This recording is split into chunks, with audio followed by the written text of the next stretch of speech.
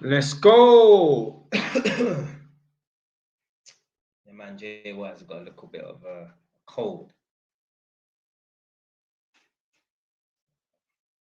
Hey, just because I got a cold, that doesn't mean that my daily tasks don't get completed. So I think I just discovered, realized, I got a bit of a cold.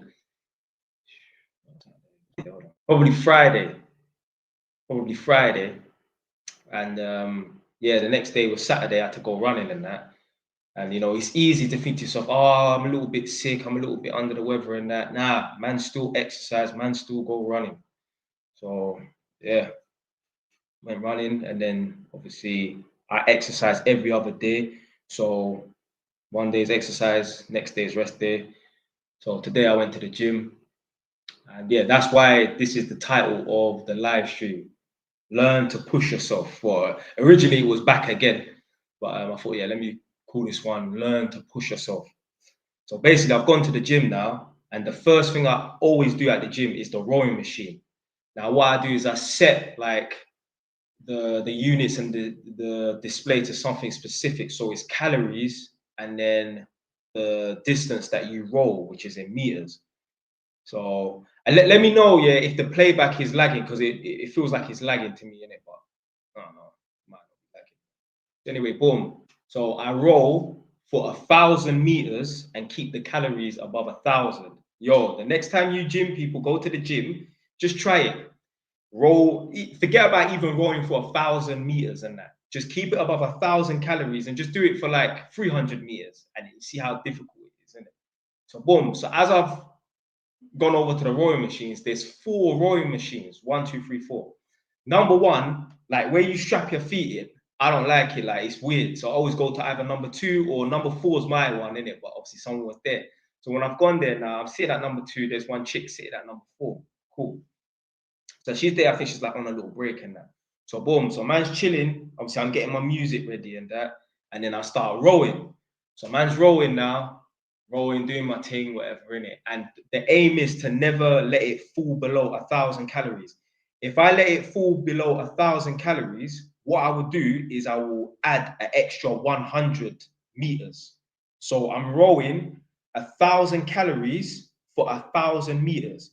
But if it slips and it goes down to 950, I will punish myself for that and I'll say, okay, well, instead of rowing for 1,000 meters, now you have to do an extra 100 meters. Yeah, you got to learn how to punish yourself and keep yourself in line and that.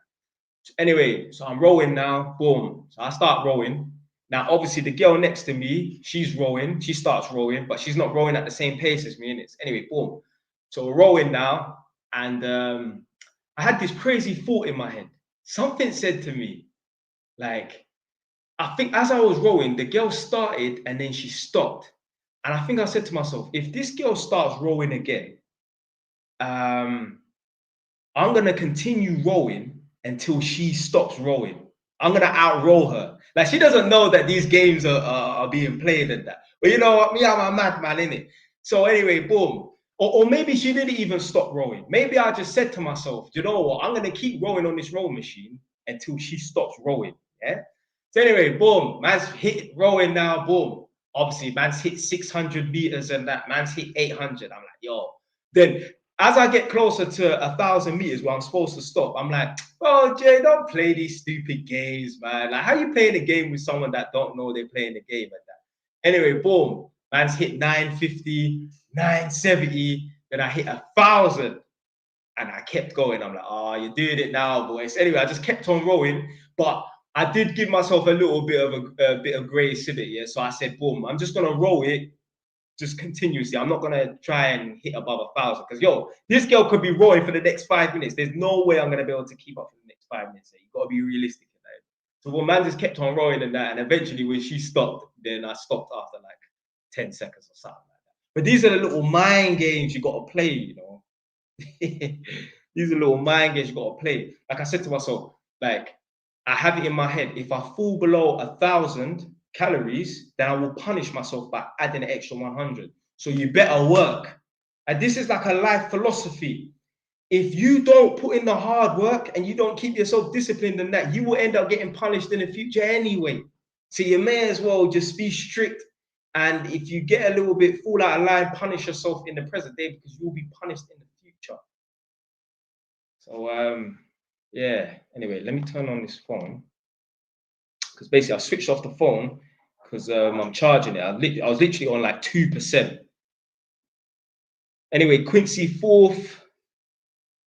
This ain't Quincy, is it? But yeah, big up, respect, brother. Right, the monetization is on, which is cool. Let me ask you a lot of questions. Yeah, obviously there's only like 6 people watching right now. When you lot tuned into the live, did an advert come on? Let me know, yes or no. Right.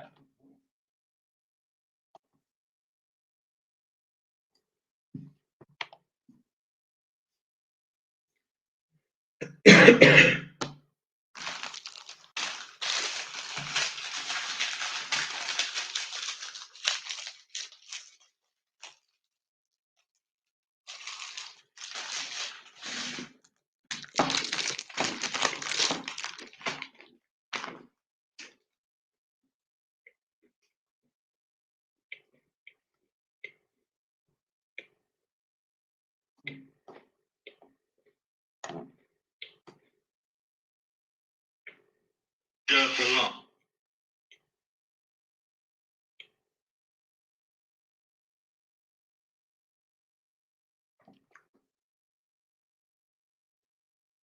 Right.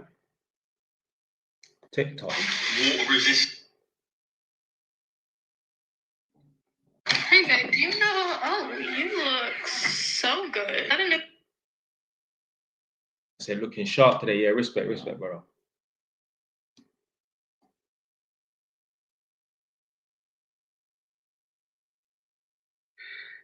This just goes to show.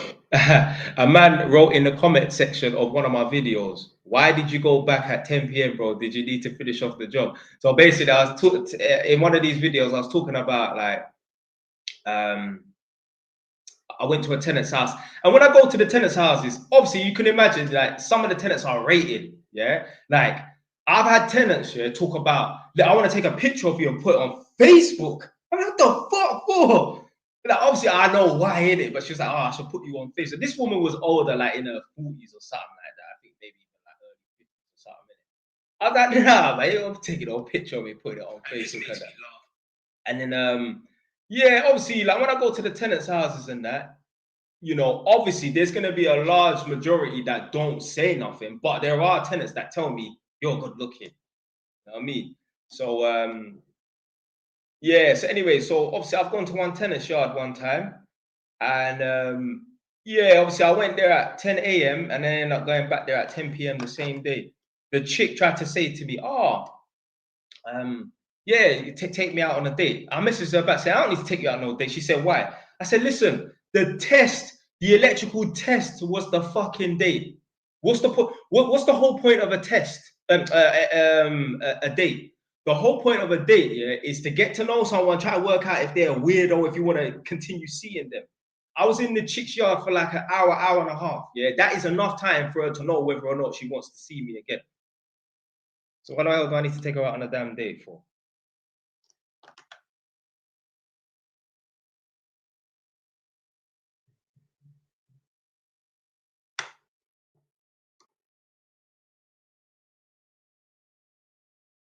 But yeah, do you know what it is? Yeah, like with housing, with the council, there ain't much gap because I'll go to old man, old woman, I'll go to older people's yards and that. But housing association, yo, if I was working in housing association, even in this area, I would be killing it. Would be killing it because that's where all the young chicks are. That's where all the like the girls that are 25 to 35 or whatever and that. Yeah, or it's not even about age. That's where like the better looking chicks are. They're in the housing association properties. They ain't in the council properties. Obviously, every now and then, man will come across a nice thing. Every now and then in a council property. But for the most part, they're in the housing association property. I go to some of these tenants' yards and I see the picture of their pictures of their daughters and that all over the yard, and they're like, yeah, all my daughters, they've moved out and that, and like, I don't know, like I think one tenant said, oh, my daughter lives around the corner, and she pointed, and I said, oh, does she live in the housing association property? And they're like, yeah, how do you know? They put all the nice things, yeah, all the mixed race things are in fucking housing association properties. I swear to God. Swear to God. You know what? I might not even be able to be on this live for long, you know, because the battery is dying. It's actually decreasing. It started off on 6%, now it's on 4%. Let me see if I got a next. Where's my other charger? One sec.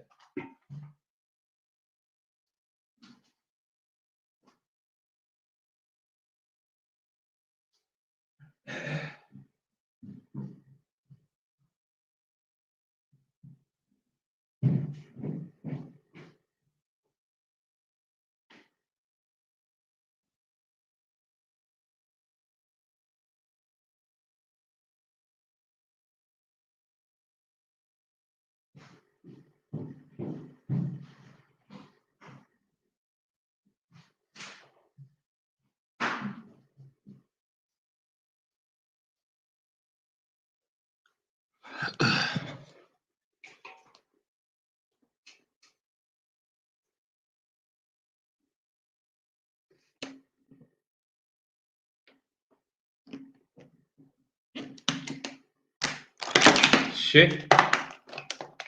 One second.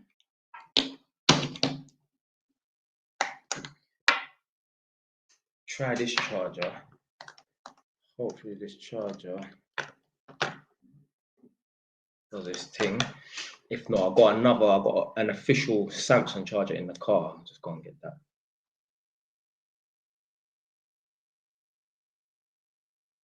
So Prince Ishmael said, Wagwan Jay, how's things? Yeah, good. Tom Rogers said, how's it going, JYs? Yeah, man, bless, man. Yeah, man. Yeah. Should I become a site manager or electrician? Become a site manager. Oh,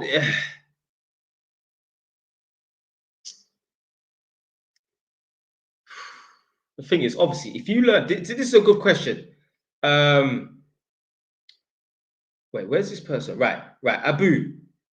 If you're still in the chat, yeah, if you're still watching the stream, are you qualified to be an electrician at the moment? Or are you saying, should you become a site manager or should you become an electrician? Let me know so I can answer that question, because there's a reason why I need to know what position you're in right now. So is it a case of you're a qualified electrician? Are you unsure of whether you should work as an electrician or work as a site manager? Like you're a laborer at the moment. Right, if you're a laborer at the moment, obviously it's easy to say, oh, become an electrician. It's easy to say that because, let me just adjust this. It's easy to say, but let me become to tell a man to become an electrician. Because obviously, you know, you're going to have a skill that you can use anywhere in the country, anywhere in the world. The only thing is, yeah, if you become a site manager, like naturally, you're just going to keep progressing so long as you have a little bit of ambition. You know, there are guys who are electricians and they're just forever going to be an electrician. Maybe they might become a supervisor when they're 52 years old, but for the most part, they're just going to be an electrician and they won't naturally move up the ladder and progress. Whereas if you're a site manager, naturally, you're going to move up the ladder and progress. It's just natural. Other job opportunities are going to come your way. The thing is as well, if you're an electrician, if you work on the same construction site, yeah, as an electrician, you're probably going to be on 220, 250 a day. If you are a site manager on that construction site, depends, but you could be on 300 to 450 a day. If you become a project manager, you'll be on the 450s, your 500s per day. If you become what do they call it? It's not just a director, project director and that. You could be on £1,000 a day.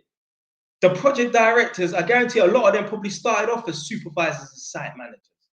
So naturally, you've got more chance of just naturally progressing up the ladder without aggressively being ambitious. Now, obviously, you should always try and aggressively be ambitious.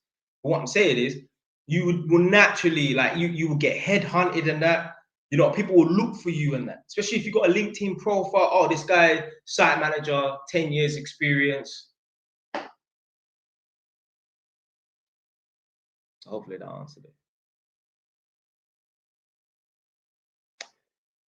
Can you be electrocuted by being an electrician? Of course you can get electrocuted. Me personally, yeah, like I've never been electrocuted and thrown across the room. Like some of these tenants, yeah, they just chat some shit. I say to a guy said to me, oh yeah, man, I don't touch electric. Because one time I got electrocuted. Yeah, man, it threw me across the room, blasting me through the wall, through the tenant's house, into the fucking street, got hit by a bus. Like, come on. Yeah. Me personally, I've not been electrocuted properly, like, you know, like where your heart starts to go into fibrillation or something like that. Nah, that's never happened to me. What's happened is, like, obviously I got like a little belt. Yeah, it's a weird feeling. It's like, it's almost like someone has poked a needle into your finger, but like it's hit a nerve. It's a weird feeling. You know what I mean? I've had a lot of things blow up on me. Like, I thought like a switch, so a fuse spur, a switch that's low down. I'm thinking that the circuit's been isolated and I've taken off the faceplate, and maybe the earth has touched the live terminal or something, or the other way around. The live has touched the earth terminal, and bam! I've had things blow up on me. Maybe that's happened 10 times as an electrician qualified. I've been doing this thing for 13 years, yeah? So maybe 10 times I've had things blow up on me. I'll say 3 times I've been had a little a tiny electrocution, nothing major. You know what I mean? Nothing where I was in pain or heart goes into fibrillation, nothing like that. What's your net worth? So my net worth at the moment is about 200 grand. Because my assets are worth 1 million, but my debts are 800. So I'm worth about 200 grand at the moment. I mean, obviously, I won't be waiting until 20 years time, but in 20 years time, I'll be worth like 2.5 mil. Because if I was to, all my properties would be pretty much paid off for. If I was to sell all the properties, I would be worth 2.5 mil.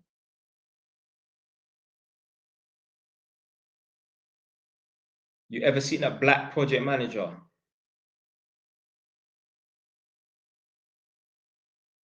Nah, obviously they're out there though.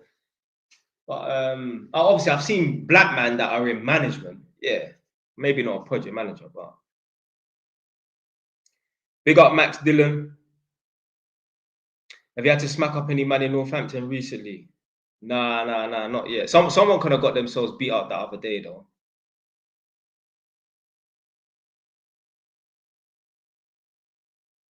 I mean, every day someone can get themselves beaten up, to be fair.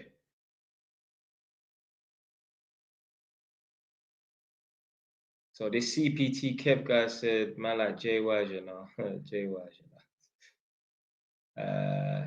Tremaine said, Jay Wise dropping gems. Come on. How did you transition from grafting on the tools to just testing? So, when I was an apprentice, I had a mentor. Now, when I was technically an apprentice, graduation was coming up. So I would be getting promoted, yeah, to qualified electrician status, and my money would be going up. So what I wanted to do was, I actually wanted to, obviously I would have been qualified to a level 3 as an electrician, yeah, once I qualified. So yeah. Respect, Jimmy. I've got the monetization on. Respect for even reminding me and thinking about it, yeah. So yeah, when I was going to be qualified, I would be qualified to a level 3. Okay. So what I wanted to do was, I wanted to do a electrical design course to become a designer. Yeah, to design like maybe electrical circuits, or basically, like, let's say they're erecting like a tower block flat. I want to be the person to design the service cable size and just stuff like that, whatever it is. I just wanted to go into that sort of field because I knew I never wanted to be on the tools for the rest of my life. Because I've said this many times before. I remember I was walking in or out of the office and a guy was walking in and out of the office. and we crossed paths. And you get me, obviously tough face you. These times man's what, 24? He must have thought I was 20. He's like, cheer up, only 45 more years left of this. Like, as in saying retirement age of 65. I'm thinking in my head, nah, I've got to get off this path. Because the guys who are electricians, who are 20, 30 years older than me, working for Holmes and Haringey, they're not in a position that I want to be in. And if I'm on the same path as them, then I'm naturally going to end up in their destination. If you drive down the same road as somebody, you're going to end up in the same place. So if you don't want to end up in the same place as someone, get off that road. Find a new road. So anyway, I thought, right, that's it. I need to do more. So, yeah, I decided to go back to my college to try and do level 4. They said you can't do the level 4 until you do inspection and testing level 3. So I'm like, fuck. And I heard that exam's really hard as well. Like, there's no pass, merit, distinction. It's just pass or fail. 70% first time fail rate to blood clot, yeah? So anyway, boom. So, yeah, I done the inspection and testing, and then I actually went to uni to do electronic engineering. So I've only got like a HNC in electronic engineering. So I've got an undergraduate degree basically in electronic engineering. And then yeah, because I'm qualified to just because I'm qualified to do electrical testing, that's all I do. It's an easier job and you get paid more. So I'm not gonna do a harder job to get paid less. I'm gonna do an easier job to get paid more. So, yeah, that's what it is, isn't it? Yeah, with the inspection and testing as well. You know, the same would be an electrician. You'll work anywhere, but inspection and testing, you don't even need to have good electrical installation skills to work on a construction site. You just do inspection and testing. It doesn't matter if the cable is this big or this big, all cables are the same. So yeah, man.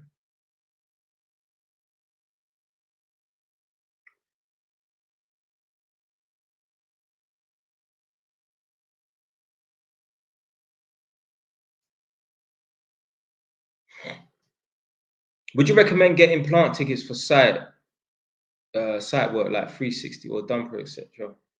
I mean, I'm recommending people get actual skills, man, to work on site. Like, I'll meet tenants and they're talking about, yeah, man, I'm qualified to drive a forklift, qualified to drive this. I'm like, bro, you ain't qualified to do nothing.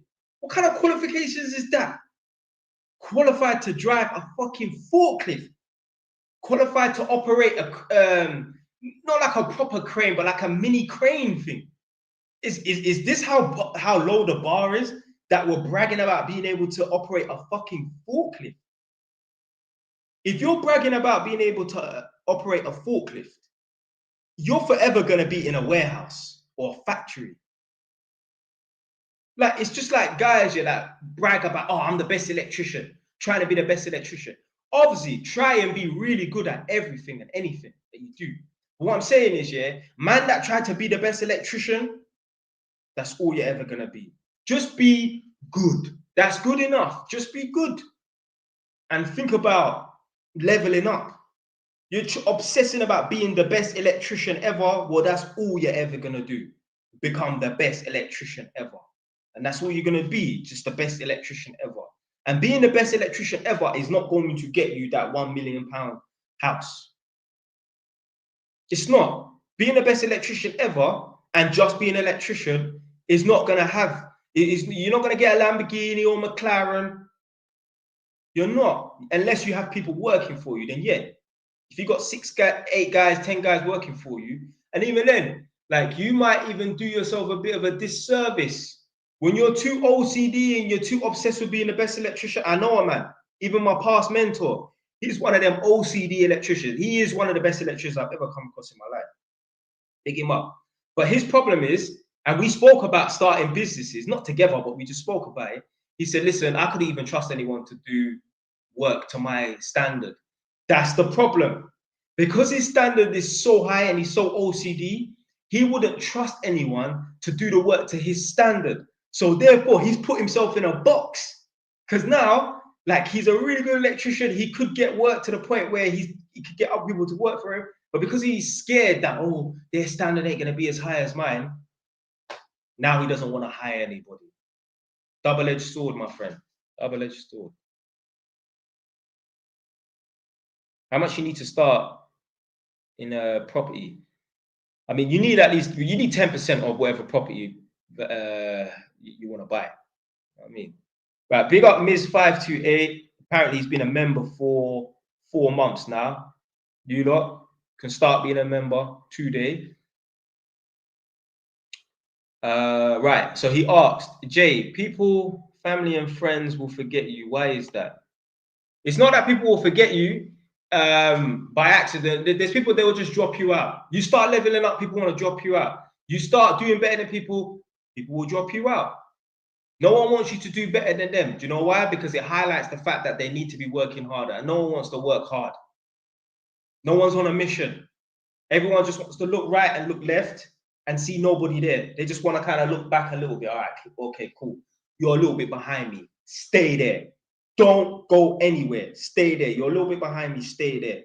Me, I don't business if the man next to me or there's a man that's a little bit ahead. I'm only focused on how hard I'm working. Don't be worried about how hard someone else is working. Are you doing what you're supposed to do every day consistently? Sit. Don't worry about what someone else is doing. Someone might have an advantage. Someone might just be gifted in a certain field, or you know what I mean. Some people might have little help behind closed doors. You know, in the background you don't know about. They're not telling you that, so you don't know. All you know is that you need to be working harder. The only competition in this world is you, nobody else. Are you better today than you was yesterday? That's the question you need to be asking yourself. Now, obviously, you're not going to get better day by day. You know what I mean? But are you working to be better today than you was yesterday? That's what you need to ask yourself. Your only competition is yourself. There's a game I used to play when I was a youth man. When I was 5 years old, this is how you know I'm old. When I was 5 years old, I think Nintendo 64 came out, because that's when I got Nintendo 64. And there's a game called Super Mario, the racing game. Yeah, Super Mario Kart. So there's like a mode on it where you can race around the track. And when you go around the track once, for the first time you go around the track, it's just you racing, you're on your own, cool. But when you go around the track that one time and you go through, because obviously you circle, yeah? When you go through the start, it shows you your ghost. It shows you your previous time. So it's in the form of a ghost. It's, you know, like a ghost, yeah? So you're basically racing your former past self. And that is the best way to be the best version of yourself. You're basically seeing what you did yesterday or the last lap, and you're trying to do better than the last lap. So yeah, that's the way to become the best version of yourself. The best version of yourself is not being better than someone else. The best version of yourself is being better yesterday. You need to be able to look back over the last 5 years of your life and realize, yo, I've actually improved. If not even just money-wise, like even mentality. Are you smarter? Me, I'm getting smarter by the fucking month. Am I able to work out things today that I wasn't able to work out things last year or a few years ago? Me, I'm all about self-improving in a level up. I'm just obsessed with it. It's not even about the money. It's about just getting better, getting better, getting better. You got to be obsessed with getting better, man. I can't wait to have a son so that my son doesn't have to make the same mistakes that I had to make, or my son don't have to go around the long, unnecessary way. It's not about cutting corners or anything like that. But yeah, when I have a son, his level is going to be high. I will give my son my brain. Yeah, he will have literally, it's like a brain transplant. I will teach my son to be very observant. Like I will teach, obviously, when he's conscious enough, I think he'd do that when he's 2 months years old, still sucking on his mum's titty. You know what I mean? But yeah, I will teach my son to be very observant. Like, do you understand why this person said this? The person said this because of this reason. Now, to be fair, my son probably won't have no fucking friends, because we will understand that everyone's fake, nobody's real, people are only out for themselves, people are just, users and that. Hey, it's the world we live in. You might as well get used to it from day one. Because who gives a shit about your friends back in the day? You lot are watching this right now in your 20s and that. Where's your best friend from primary school? Where's your best friend from secondary school? Where are they? You don't know. And let's say you do know where your best friend is from primary or secondary school. All right, then. The 4 guys that you was closest with in primary school, where are they? Where's all of them? Same with secondary school. Same with college. People will disappear from your life. You only got yourself in this world, man. Someone said, Ra, you're from Northampton. Don't disrespect me. I ain't from Northampton, boy. Ah, Shutterbug 2.0. Is this the Irish girl? Yeah, respect, respect, respect. You're locked into the live. Right. So yeah, anyway, someone said, Ra, you're from Northampton. No, I'm fucking not. Someone said, you're a boss. No, well, not really. You know, you're only a boss if you have people working for you. I'm a man who's in authority. Yeah, that's what I can tell you. I'm a man who's in authority. Yeah. I remember I went to one tenant's house. I'll never forget it. One of the certain people you meet, you just get on with them so well. One chick, she lived in like Leamington Spa. It's like near Coventry, somewhere like that. And she said, do you know what you remind me of? You're like a mix between a gangster and a policeman, you know. Yeah, I'm a man in authority. This is the reason why I've got 10 tenants at the moment. No one's never not paid the rent. I've been doing this landlord thing for about 8 years or something like that. No one has never not paid the rent. Ever. Never. No one's never not paid the rent. People have been late by a couple of days. A man has hit me up like a week before, Jay, I'm going to be 5 days late. I'm telling you now, a week before, I'm going to be 5 days late. No problem. As long as I know, don't make me have to get on the phone and chase you down, rude boy. You understand? Yeah, that's when we've got a problem. But tenant's going to be late by a couple of days. Say, for example, rent days on the 1st. If they're going to be late and they're not going to be able to pay until the 3rd or the 4th, that's cool. If I know in advance, that's cool. I'll have more of a problem if on the 2nd, I'm phoning you. To be fair, I phone on the 1st. Once it hits a certain time, I'm ringing. Where's the rent? Where is the rent? So yeah, I'm a man in authority. My tenants, they don't fuck with me. I've had tenants that fucked with me in the past and I got rid of them. Ex-tenants. Like the great man said, what's his name? Oh, what's his name? What's that old white man's name? Oh, he had a strange name, not Bernard. What's his name? Mr. Fergus Wilson. Big up Mr. Fergus Wilson. He said there's 2 types of tenants in this world.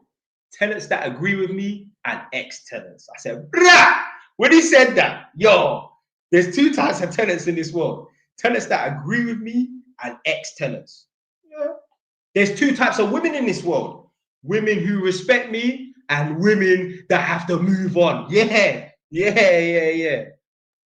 Think I'm fucking about, boy. I don't play about. A woman is disrespectful, you're gone. Come beg me back.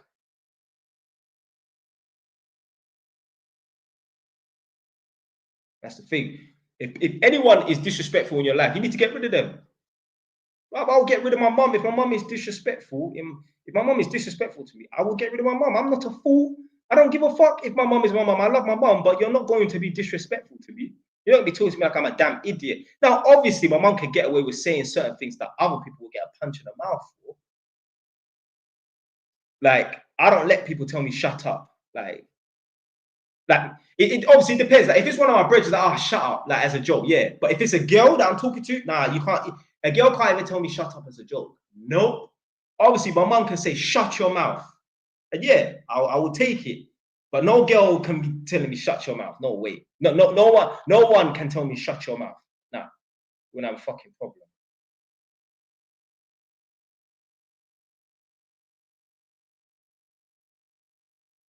Someone said, been tapped them times since. Wait, been tapped them time. Been tapped since them times you were going back and forth with King Richards. You got yourself. I wasn't going back and forth with King Richards. Now I made a response video to his video, but No, there ain't no back and forth. King Richard is one of the man them, blood. Ah, man, I won't make no. You see, there's certain internet personalities, yeah, like content creators and that. Even if I don't agree with them, I'm not saying nothing. No. I don't need to make a public. I don't need to publicly state my views that are opposing to their views. So obviously, big up King Richards. He says stuff that I don't agree with. I'm not making no response videos to him. No, King Richards is one of the man them in the space. I've never met him, but I've phoned up his team before. You understand? And he's big me up and shouting me out. Listen, a lot of my original YouTube subscribers is because of King Richards. So big up King Richards. So even if King Richards says something that I disagree with, I will never make a video that, oh yeah, I'm not gonna make a video talking against him and that. No way. No way, no way. Obviously, I made that initial video because he was saying that black men have it harder in dating, whatever, and that, like, you know, white man can just be mediocre and unattractive, and chicks will go with them, but a black man needs to be 6'6", fucking six pack, six figures and that. And obviously, I made a video just saying why I thought that was, but not talking there like against it kind of thing. I don't do that stuff. Anyone that like, I feel like, yeah, man's kind of cool with this person online, I don't make no videos against them. Unless it's like obviously, I ain't cool with Gary Stevenson. Yeah, I'll make videos against him all day long, no problem. But, you know, DD Gray, big up DD Gray, he made a video and about 20 people tagged me in this video because they knew what he said in that video was opposing to my thoughts. Yeah. And I didn't respond because I don't need to talk against him. DD Gray, he's cool. So you know what? I don't need. Everybody knows what he said in the video. I disagree with. That's why they tagged me in the video. I don't need to publicly make a video saying he is wrong because of this reason. No, it's cool. Yeah, it's cool. Yeah. Let's say someone like Miniature Music. Press 1 if you know who Mini is. Miniature Music. He's got the bald head. He's from South London. He says stuff in his videos that I don't agree with, but Mini is cool. You get me? We send voice notes. I'm not making no video with opposing views to something that Mini is. If Mini says something that I don't agree with, then I don't agree with it offline. I'm not gonna make a video. Oh, I don't agree with what he said. Nah, man. Nah. I don't need to tell people that I disagree with this person. It's almost like you're trying to start something. Nah, man, it's nonsense, man. Are you related to Colours Miyagi? Is he from Peckham? Obviously not, since I asked that question. But yeah, no, I'm not related.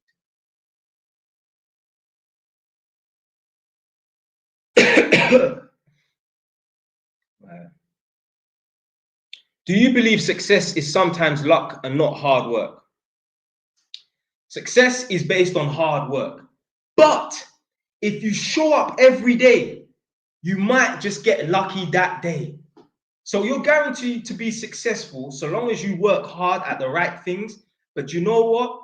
If you work hard and you show up every day, today just might be your lucky day. If you go out and you constantly approach girls day in, day out, one day you're just gonna get lucky. You're just gonna get lucky. And the other day, it actually happened. I need to make a video about this still because I actually recorded it, I need to go around with the fucking. Honestly, I ain't gonna do it, but certain times, yeah, certain of my interactions with gal, I should have them fucking Ray-Ban glasses because some people won't believe it. Some people won't believe it, fam. Like just what happens. I'll make a video on it. Yeah, just stay tuned, a couple of days or something like that. But yeah, the way the girl was talking was wild, not in a dirty way. Anyway, I'll update you. Trust me, you're not gonna like it. I got a little video of her as well. So, yeah, if you show up every day and you work hard, some days you just get lucky. If you play the lottery every single day or whatever, and that you may win. You got to be in it to win it. So, yeah, you can get lucky in that, but you ain't really gonna get lucky not putting in the work. I don't believe. But if you work hard and you show up every day, that day just might be a lucky day. Oh, someone called it time trial. Yeah. That's with the ghost thing with the Super Mario Kart.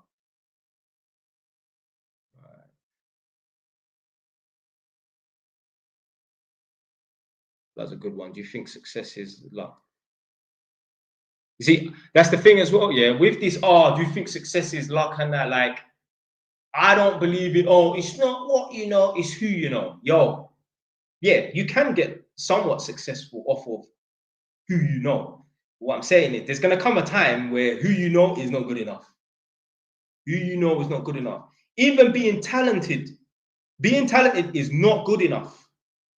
Yeah, if you're not putting in the work, being talented is not good enough. There are men in right now who could have played for Arsenal or Man U or Chelsea first team. They had the talent for it, but they didn't work hard enough. They didn't show up to every single training session. So they missed their lucky day. This is the thing. Yeah, everything is related. If you show up to every single training session every day, say you're supposed to go training 4 times a week, you go 4 times a week. If you show up to training every single day, you won't miss the opportunity for the scout to come and observe you and think, right, this guy's got talent. You know, the scouts, the Arsenals, the Tottenham, the Chelsea, yeah, the Man United scouts and that, they go to these little low-level football clubs to find a young, fresh talent. If you don't show up every day, that one day that you're off, you might miss the scout. The one day the scout decides, you know what, let's go into the jungle. Let's go Broadwater Farm. Big up Colonel. Yeah, he used to run the Broadwater Farm football team. I didn't know him like that, but I remember one time me and my cousin from Wood Green was in Broadwater Farm. This is before the road days. This time I was 13. He dropped me and my cousin back to my cousin's yard in Wood Green on the avenues. Yeah, he used to run the Broadwater Farm football team. Yo, one day a scout might just decide, you know what, I'm gonna go to Broadwater Farm. Let me go to the jungle and see what's there. That one day that he decided to go and never return could have been the one day that he saw your talent. And because you didn't turn up, you missed your opportunity. Now, obviously, the way the world works is you're not ever just going to get just one chance or one chance only. Yo, that one chance might come today, and that one chance might not come for another 2-3 years. Of that. So it's best to just show up every single day. I said the narcissism, the man said, the narcissism in this guy is impeccable. See, that's the thing. When you're confident and you're secure in yourself, you're an N. You're a narcissist. God forbid a man just have some self-belief. See, I don't call it narcissism. I call it confidence. People who have no confidence, they're the ones throwing out narcissist and that, because they just can't get their head around it. How can this individual be so confident? Now, obviously, there's levels of delusion in that, but you still, man, like, yeah, man should be confident. No one's gonna believe in you apart from you. And I believe in myself, man. I don't need anyone to believe in me. Obviously, it's nice for people to support you and believe in you, but whether people support me or believe in me, it don't fucking matter. It don't matter.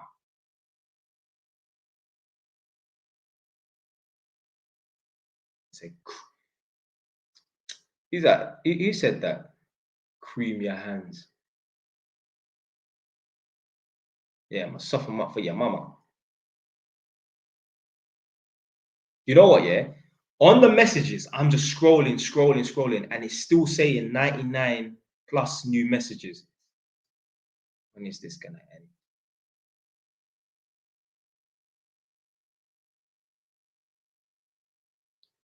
Big up.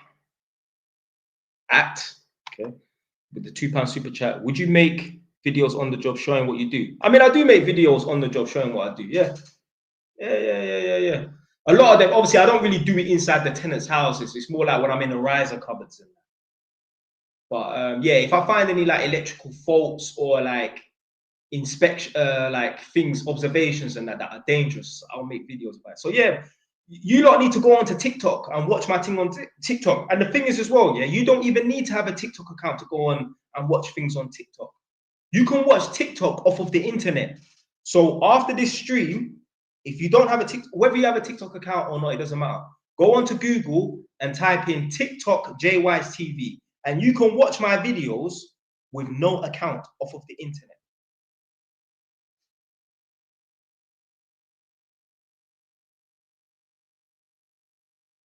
Right. I said AI JWise would be too funny. Yeah, I keep seeing that mixture shoot. They're doing the AI videos. He's getting pissed off. I'm thinking like, blood, the more you get pissed off and show that you're pissed off is the more people are going to do the AI videos. Don't say nothing. Don't say nothing. Everyone knows it's fake.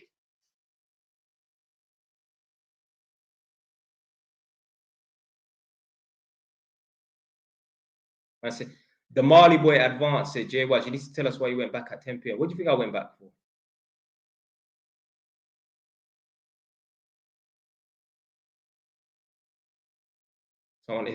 Someone asked, why did you go back to the client's house at 10 p.m.? Hey, look. We got JWise TV in the chat. Pick up JWise TV.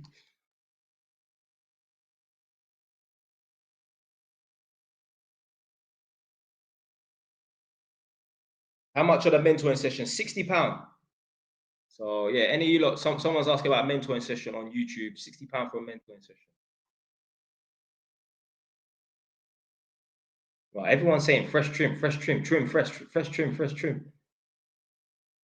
I said the real spill. Yeah, come on, man.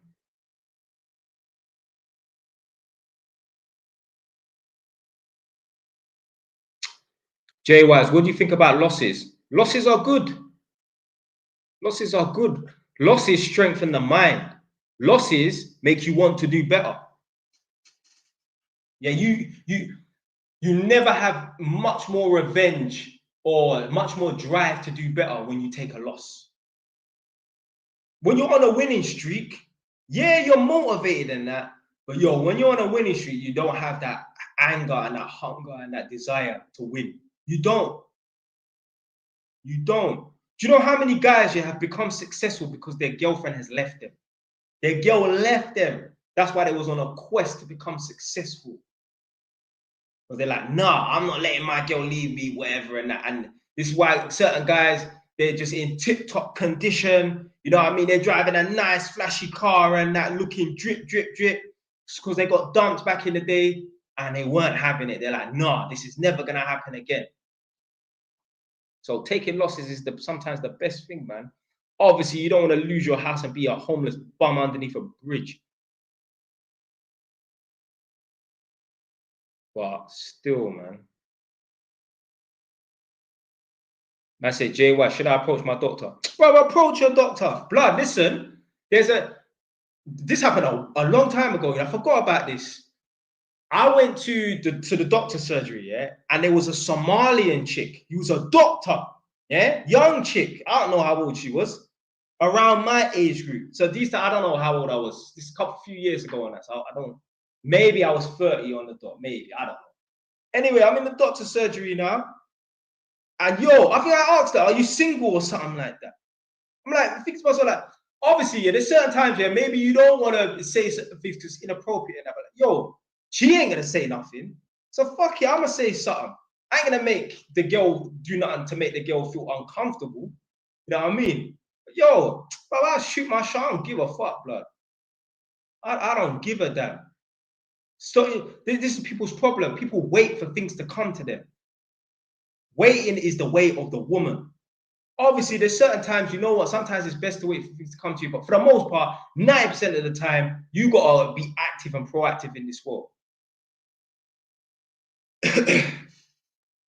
Sitting around waiting and then wondering why things are not happening. Bro, I don't wait. Remember, I used to have beef with people on the road, yeah? You know, like you hear, like, what did they used to say? Someone's chatting your name, yeah? Let me tell you something right now. Yeah? When I was on road, if I heard someone had a problem with me, I would take it upon myself to move to them when I see them. I'm not waiting for them to approach me or anything like that. No, you got beef with me, you got a problem with me. Right, when I see you, it's on. I'm not waiting for you to move to me. Nah, man, kick the beef off, blood. I don't give a fuck, man. Proactive out here. Telling you, there's people right now, yeah, they're lucky I've got stuff to lose. I said fresh balding, you know. So this A person said, answer my question. I don't know what your question is. You have to repost it.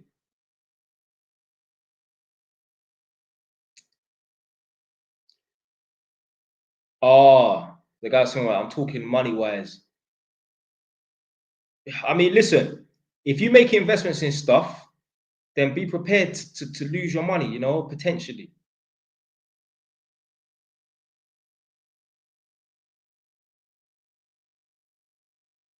Jay Wise, the realist.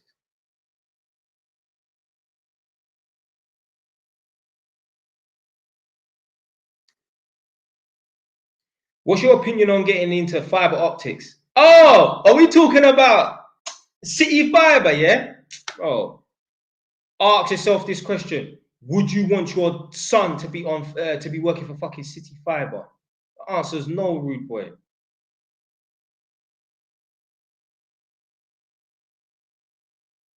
And let's say you start working for City Fiber. What are you doing to scale it?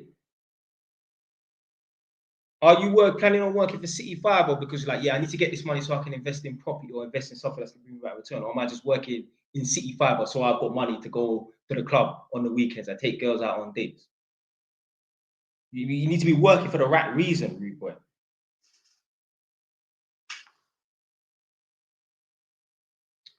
Right, one of my Albanian man them in the chat. I love the Albanian flag. There's certain flags that I like, you know. Obviously, Jamaica. Yeah. I like the Congolese flag. I like the Angolan flag. I like the Albanian flag. I like, for some reason, yeah, I like flags that have black and red in it. But I like the Angolan flag. I like the Albanian flag. What other flags do I like?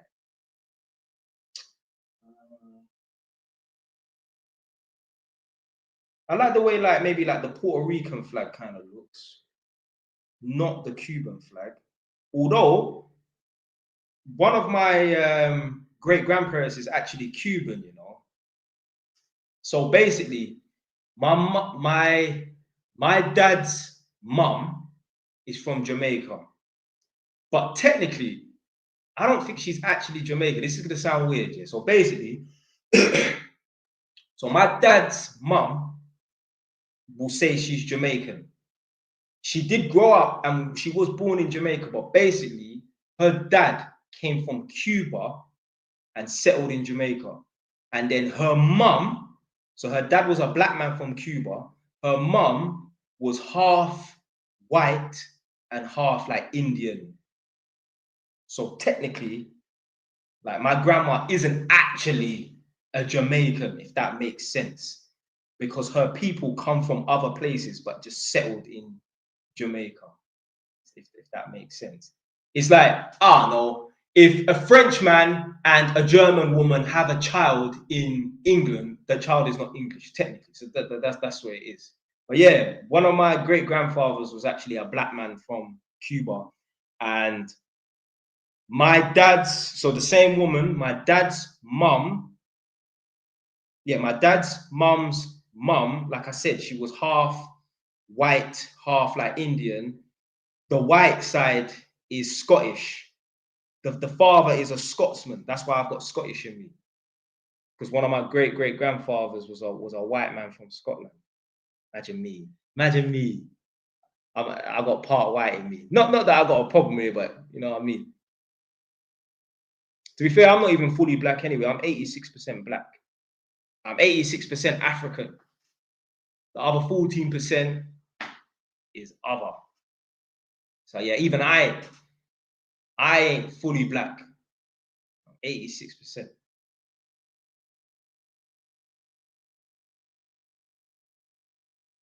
Now, am I saying 86 is very specific? Yeah, because obviously I've done the DNA test. I said, brother, you're fully black. Well, not according to the DNA test, I'm not fully black. Obviously, I'm a black man. I don't walk around thinking, oh, I'm white or I'm part of this. I'm black. You know, I'm black, but it probably come off this live stream at 10, maybe 10:30 max. Yeah, let's go and eat dinner, man. I ain't even ate now. Times of Adam is mad. I say King J West. Come on. Do you think your intelligence comes from the white side? Nope. Come on, man. You think black people ain't smart? What happened to you? This guy said even Jamaicans are from Ghana originally. Nah, I would say Jamaicans, we got more Nigerian DNA in us, you know. That's why when people meet me, everybody thinks I'm Nigerian. No. They think I'm Igbo. I'm not Nigerian. I've had too many people say it. I remember I was at one of my brethren's yards and his mum has turned around to my friend and said, is Jelani Nigerian? And he's like, no, he's Jamaican. She was like, oh, I thought he was Nigerian. Nah, obviously they know I'm not. They know I wouldn't be born there, but everybody thinks I'm Nigerian. I'm not. But when I done the DNA test, I'm fucking 40% Nigerian, 10% Benin, and Benin it was basically the old Yoruba land. So Yoruba is Nigerian. So I'm basically 50% Nigerian. Which of the man then that do the fraud? Is it the Igbos or the Yorubas that do the fraud? Yeah, even this guy here said Jamaican come from Nigerian lineage. Yeah, this is why us Jamaicans are aggressive, because Ghanaians are not aggressive. Nigerians are way more aggressive than Ghanaians. Ghanaians are known as being soft. Listen, Ghanaians are so soft, no disrespect. Even my Nigerian brethren said this. It was so funny. Big up my brethren, yeah? I don't chat to him no more, but he said, we was talking about different nations and people, and that same sort of conversation that, Jamaicans are aggressive because of the Nigerian DNA that they got in them. It's not because of any Ghanaian DNA that us Jamaicans have got in us, because I've got a little bit of Ghanaian in me as well. Anyway, my brethren said this is the funniest thing he ever said, and it's so true. He said, Ghanaians are so soft, the Ghanaians that are in London are more on this thing than the Ghanaians back home. And that is the realest truth, where it's just the other way around. Jamaicans, the yardies back home in Jamaica are way more on this thing than the Jamaicans over here. Yeah? Trust me, listen, there's certain places in Jamaica you don't want to go. You don't want to go. Tivoli Gardens and them places there, boy. Long. You're just walking past bullet holes in the yards. They're not even houses. They live in fucking shacks. What's a shack? You know, like in what's it? In Brazil, you got like the shacks. They're like some makeshift. Man have built the house out of wood and scrap metal. That's what the people them are living in Jamaica in certain parts.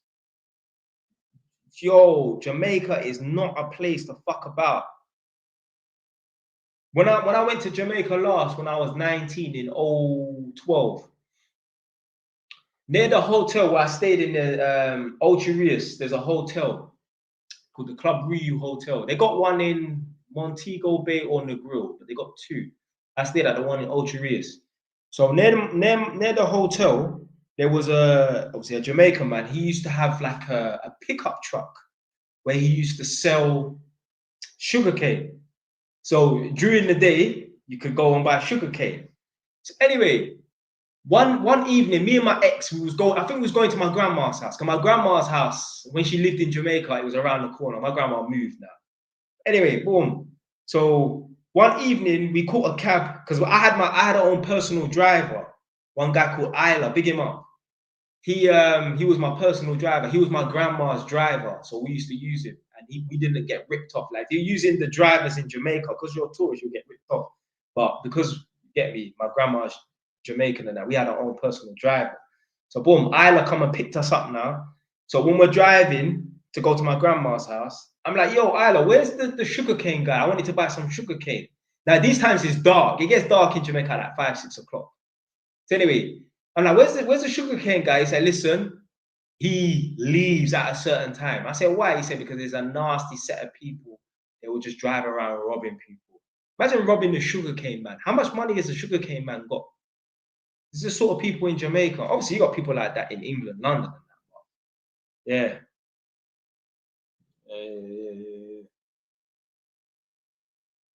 Yeah. Wow, I missed out on a few comments.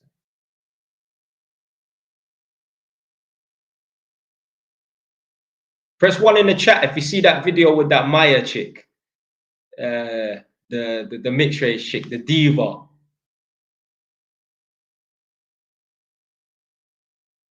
So yeah, press 1 in the chat if you see that video with the Maya girl.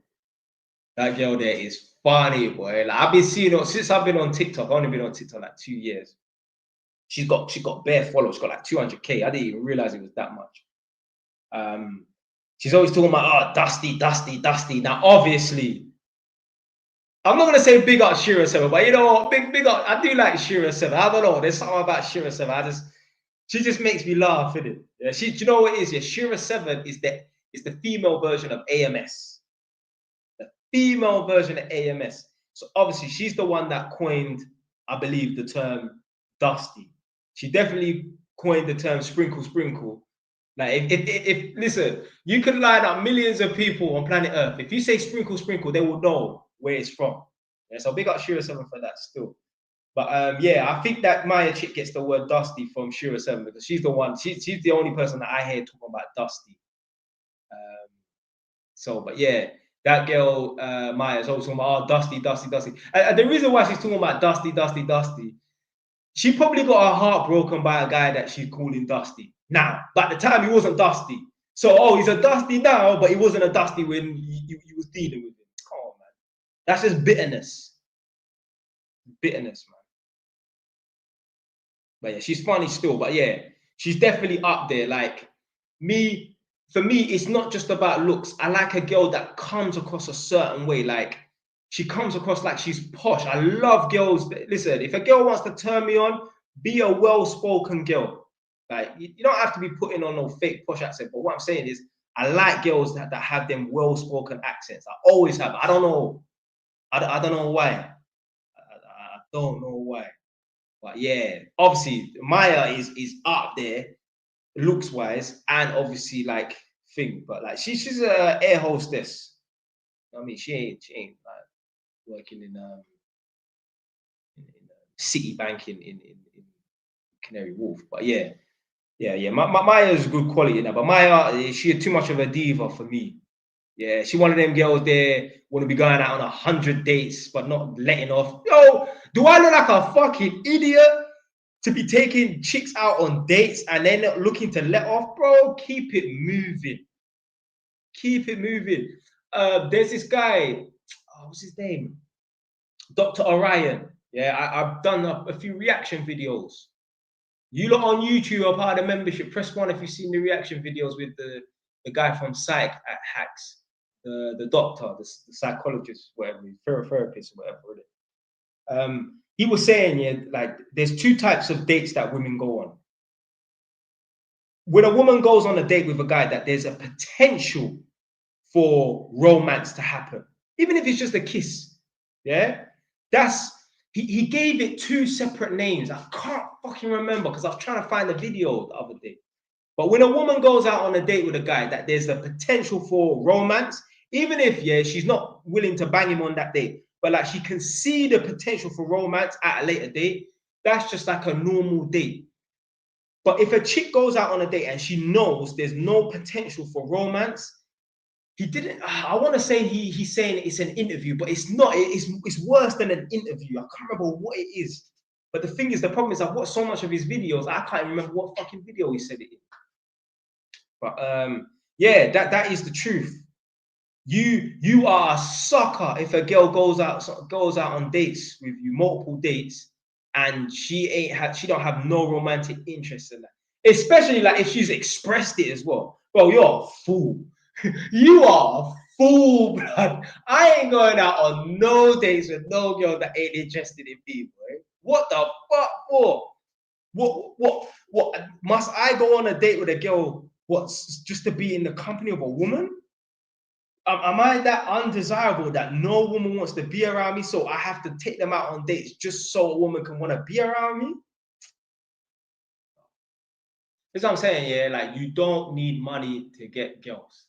I've been saying it for the longest now. Now, obviously, I want girls to appreciate me for, like, you know, being a a somewhat successful man. Don't get it twisted. I want girls to be like, yeah, this guy that I'm seeing, he's got a bunch of properties. He's a landlord. You know what I mean? And he has a good, decent paying job. And I want them to, you know, like even if a girl doesn't give a shit about what I got going and she just wants to bang me and she just likes me for me, I still want her to like the fact that, yeah, he's on job. You know what I mean? I don't want her to just rawly, and that's, you know, that's the best thing ever. When a woman don't give a fuck if you're a delivery driver, they just want to be around you. Yeah, there's certain men right now taking girls out on dates, and what they don't understand is if they had no money, if they were the same guy that fucking worked at Subway or drove a bus, that girl wouldn't be on a date with them. You don't want that neither. But at the same time, yeah, like I want a girl to like, yeah, think, yeah, I'm with a good quality man. I like the way he looks. Yeah. I don't mind laying down with him. Yeah. But at the same time, he's of good quality as well. You know what I mean? He's got his life in order and that. But a girl dealing with you and she just wants you just for your money. The moment you stop providing, the girl's on the first thing smoking. Choo choo. You must be crazy, blood.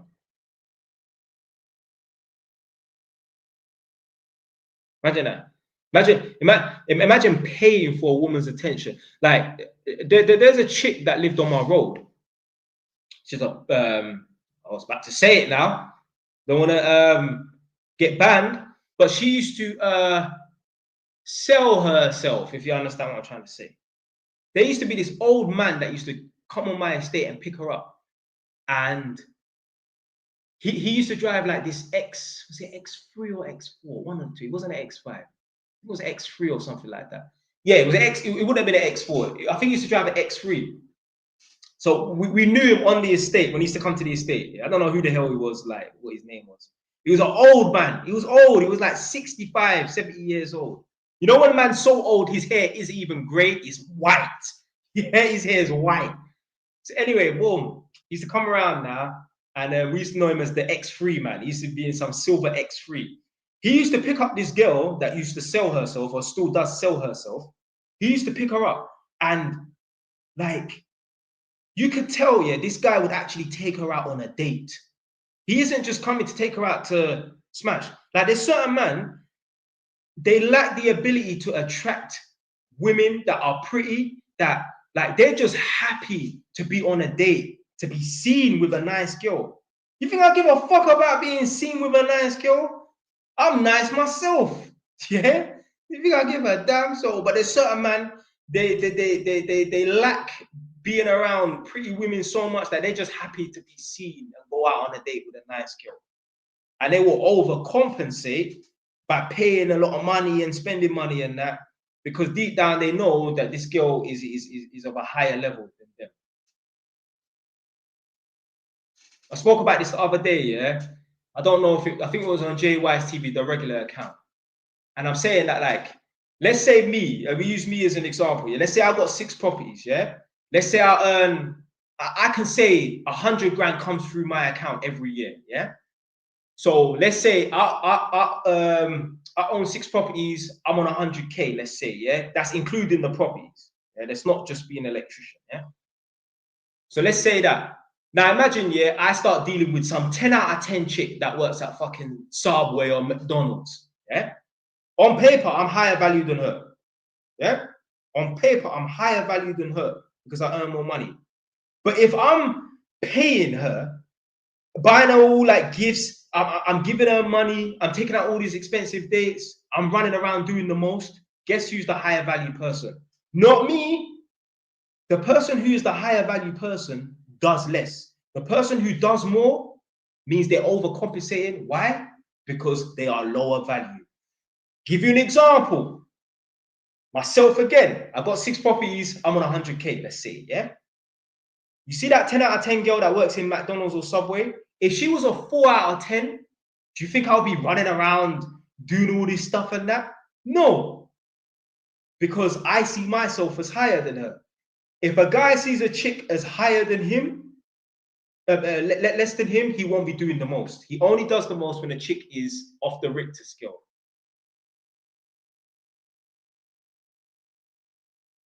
Big up Miss 528 with a £2 super chat. He said you missed my question. All right.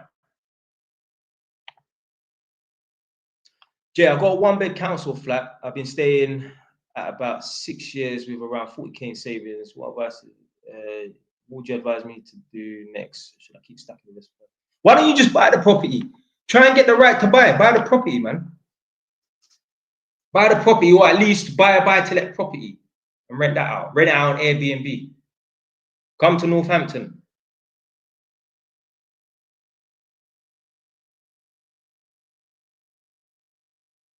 Yeah. So Moon said high value is the most attractive person in the equation. Like I said, with the scenario with me and the girl that just earns, you know, a third of what I earn in a day. So I earn like £300 a day. Let's say a girl earns £100 a day working at McDonald's. Yeah. I got 6 properties. I'm on 100 grand a year. Let's say, yeah, boom. In the equation, fuck what the real world says. The real world says, yeah, I'm higher value, but fuck, it doesn't matter. It's about what's going on between me and the girl. Yeah. If I'm running around doing the most, she is higher value in this equation. Yeah. It doesn't matter what the world thinks. It's about what we think. It's about what the girl thinks. The girl, how can the girl view me as higher value than her if I'm running around treating her like she's the Queen of England? It doesn't even make no sense. Higher value people don't bust their ass and simp for lower value people. It doesn't make any sense. Whoever's running around doing the most, yeah, treating the other person like they're royalty, technically they're like the simp. And the man can't be. It's all right for the woman. I don't even want to use that word for a woman, because the woman should be with a man that she, you know, looks up to and that. So I won't even use the S word for a woman. A woman should just be around a man that she looks up to. That's it. He is better than me on 99.9% of metrics.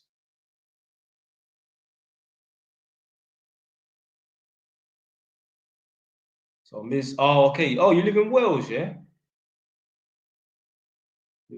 Well, then you just buy a property outside of Wales then. Buy a property in Wales. If you can't buy your council flat or council house, just buy a property in Wales then. Properties in Wales are cheap. Do Airbnb. Go to Northampton.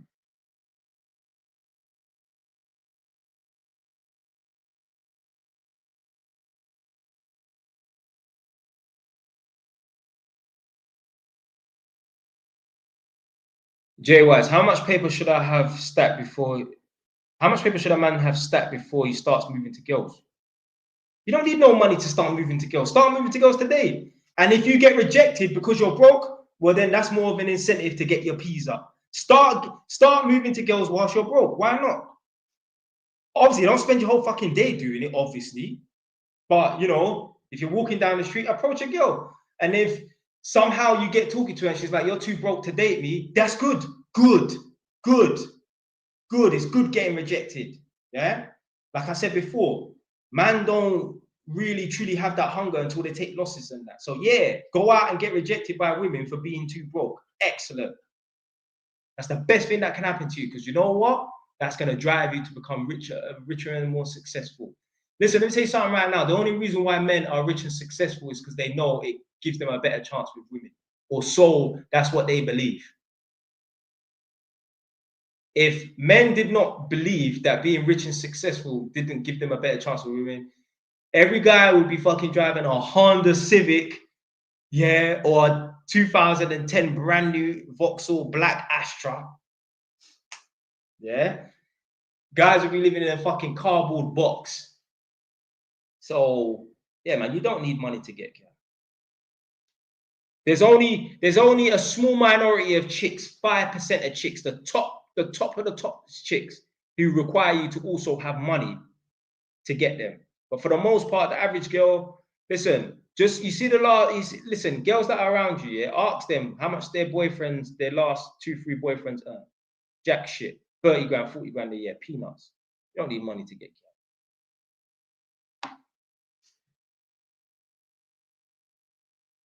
Certain man right now, if they didn't have money and they weren't spending money, they wouldn't see that girl.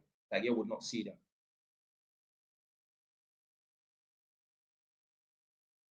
Are you financially free now with 6 properties? Not at the moment, but once I turn all these properties into Airbnb out, that will be financially free, definitely.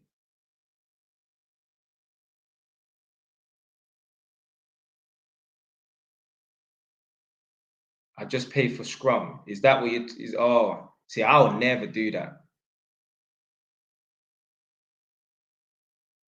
Someone said, Jay Wise, you need yourself a lighty. Yeah, for real. Yeah. Give me a bad thing, a bad light.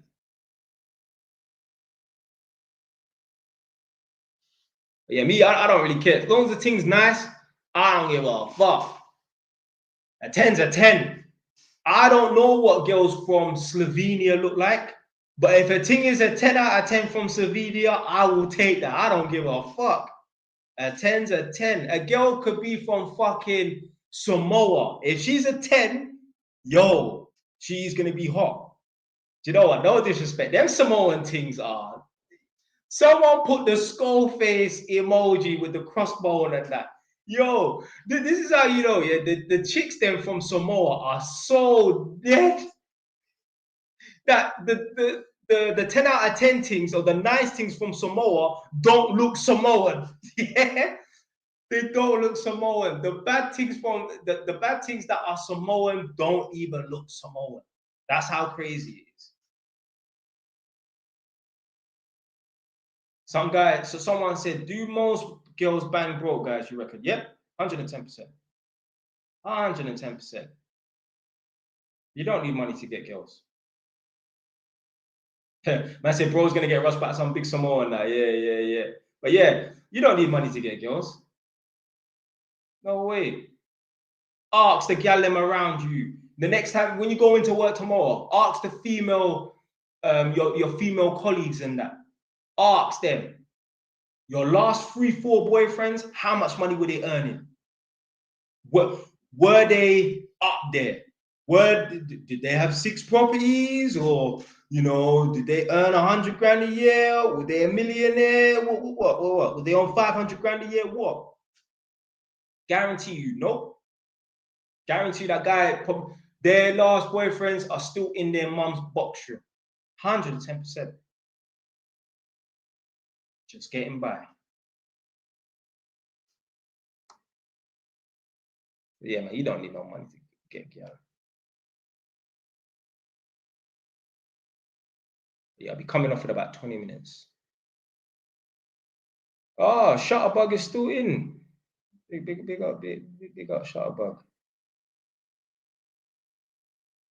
Surprised you stayed. A lot of girls, they come, they have a look, and then they leave.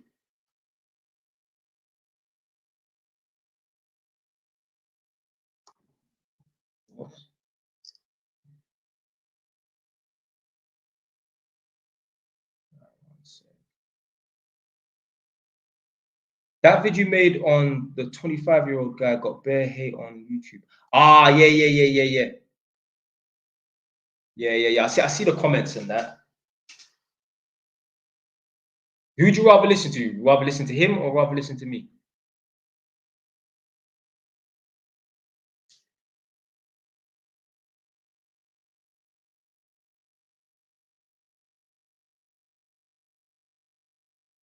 Nah, I messaged. Nah. I don't phone girls. I messaged her. She didn't respond. That was the end of that. I ain't phoning. And to be fair, I don't have this mentality. Oh, it's her loss. She don't give a fuck. Listen, you know what makes me laugh? Yeah, so many people say, "Well, it's your loss or it's their loss," and that they don't give a fuck. You have to care to feel, the loss of something. Imagine, yeah, I get headhunted, yeah, to work at fucking McDonald's, and I say, no, I don't want to work at McDonald's. I'm not interested. You think McDonald's could say to me, it's your loss? Did I give a fuck about working at McDonald's in the first place? No. Now, obviously, maybe in that girl's situation, yeah, maybe in a few years' time, where, let's say she gets a waste man baby dad and she's broke and he's broke and that, then she think, oh, I wish I had a real guy that could fucking take care of the kids and that. Well, then, yeah, but she don't know nothing about me. I'm just a guy looking kind of trampy on a train that's just got super high confidence to the fact where he can approach a girl on a busy train. You understand? Yeah. She don't know nothing about me. You know, I don't wear it on my forehead. I got 6 properties. I don't wear it on my forehead. You understand? So yeah, she don't know nothing about me. So if you don't know, then you don't know. You could have played the lottery today and won, but you didn't. So you don't know that you could have won. You don't know, you don't know.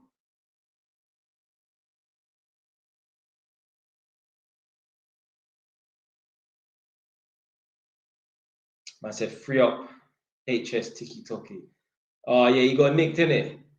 I thought it was like, for a split second, I thought it was AI again. I was thinking, no, that's actually the BBC News' TikTok account. And man said, the real G is back on live. Come on, man. Get me. The face of the UK. Telling you, man is low-key famous, you know. Bro, I walk down the road. People will beat their horns at man. Man will just stop. Yo, I watch your videos. I was in Nando's on my birthday. I just went for a little quick Nando's on my birthday for lunch. And I see these 3 youths walking, and I think I recognize the light skin youth. But anyway, as I'm walking around in Nando's, I think to go get like a drink or something. This youth come up to me, yo, Jay Wise. I turn around, I'm like, oh shit, you know who I am? He's like, yeah. So anyway, he gave me like, yes, respect. He gave me like a man hug, you understand? And I'm like, hold on a minute. I think I remember you. So basically, yeah, this you know that certain man try to say, oh, what's my man online talking like he's tough and that? This you actually vouched for, man, you know, under one video. Because I was talking about badding people up or something. And he said, listen, Jay Wise is actually serious. The first time I met him, I was outside one of his properties and he asked me, what are you doing around here? Are you trapping? I stuck it on him. So basically, one of my properties is like a maisonette. So it used to be one big house and then they converted the ground floor into one flat and then the first floor into the next flat. And there was one chick. She seemed like a bit like a crackhead or something. This youth was standing outside my property. He's waiting for this chick, but he's outside my property because, like I said, it used to be one big house and they converted. So there's one front door here and there's a front door around the side. So as I've gone in, I didn't even see him because as I approach my property, there's a big hedge. So you can't see who is behind the hedge. So as I walked in there, I'm like, yo, what are you doing there? He's like, oh, I'm just waiting for, I don't know what the fucking woman's name is. I said, blood, are you trapping, blood? Don't be coming around here shotting and that. He's like, no. And then afterwards, obviously, like, he must have seen me on TikTok and that. And then he come in the comments, he's like, yeah, no, JY is actually a serious guy. The first time I met him, he stuck it on me. He asked me, are you trapping? Yeah, give a fuck. This house here, remember I said to you, like, I bought this house, but I ran up in the yard and I beat up the people that lived in this house and I bought the house. The guy that lived here before, obviously after I beat him up and that, obviously I was living next door. Obviously I still currently live on the house next door. I was living next door and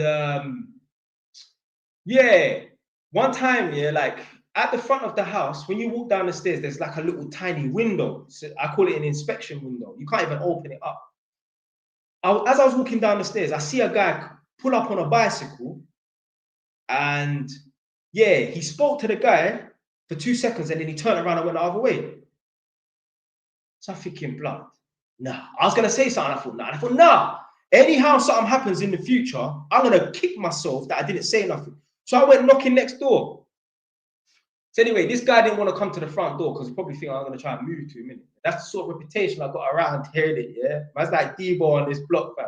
So anyway, he's come to the window and that. He's like, yeah, what's up? I said to him, big man, don't be bringing no one around here shotting. Because I said to him, I see him. I'm not stupid. I know this guy's up to no good. We live on the top of the estate, yeah? And I used to see, when I look at the back patio door, I could see him go down to the bottom of the estate for 2 minutes and come back up. One time it was so obvious. He took himself, his newborn baby in a pushchair and his dog, and it was pissing down with rain. I see him walk to the bottom of the estate and then come back up after 5 minutes. Who the fuck goes out when he's pissing down with rain with their child? So I clocked, yeah, this guy shot it. You can shot, that's cool, no problem. I ain't got a problem with that. But do it down there. Don't be bringing them to outside my house. because me and him have both white doors. I don't want the wrong people. What they're gonna be in problems if they come to my door. Yeah? But I don't want people coming to my door thinking they've hit the wrong house. You know what I mean? Because we both got white doors. I ain't got a yellow door or a red door. I got a white door. He's got a white door. So they might hit the wrong yard. Yeah. So I had to tell him. He's like, no, I don't do that no more. I don't do that no more. So when he's saying I don't do that no more, he must have been trapping. He must have been trapping. Because when I pulled him on it, I said to him, I see you go down to the bottom of the estate. He said, oh, I'm just taking my kid out for fresh air. When was the last time someone took their kid out for fresh air in the rain when it's pissing down? Bullshit, bro. Man, they're lying.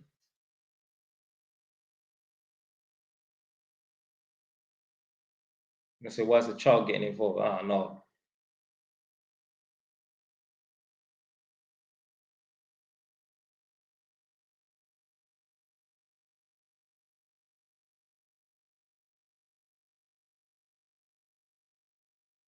I said, Jay Wise, have you ever built a line yourself? Not really. I didn't make no money trying to do my thing.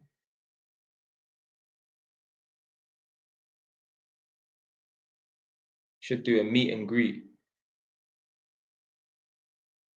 Who's that asking for meet and greet? Is that a gal trying to shoot her shot? Send me a DM if you want to do a meet and greet.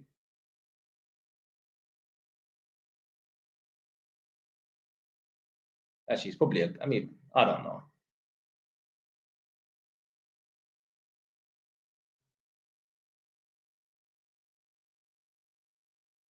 I said, why do you shave your mustache willingly? Well, I don't like no fucking mustache, man. It's not me. I ain't that mustache sort of guy.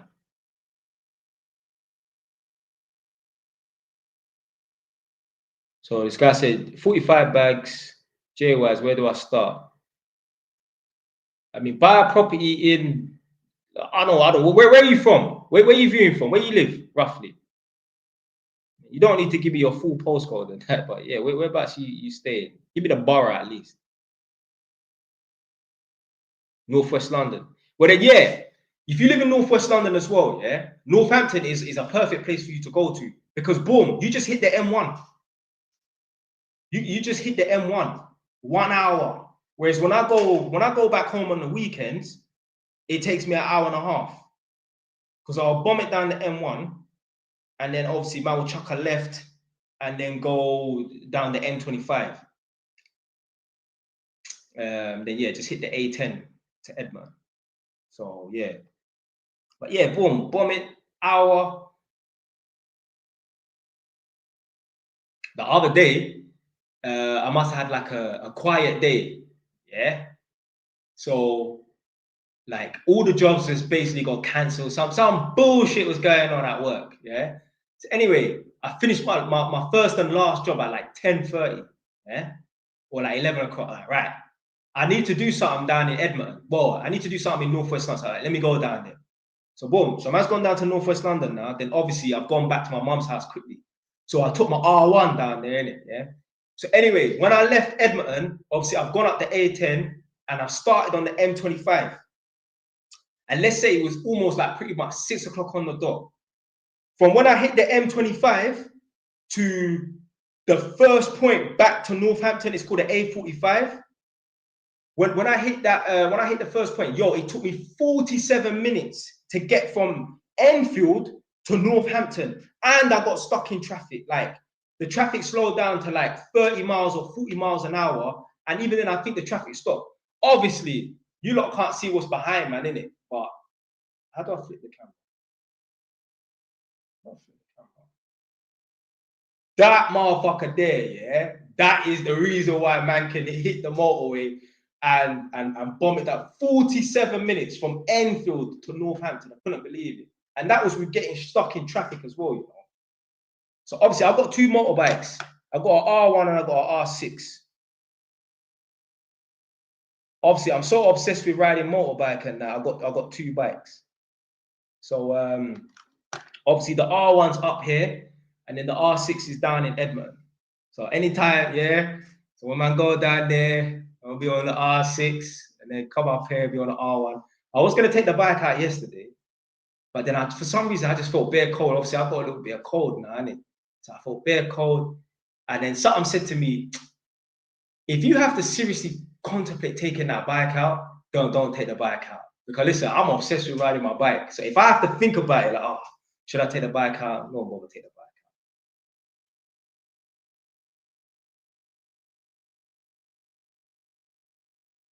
Yeah, 47 minutes. It would have been quicker if I didn't get stuck in that traffic, you know.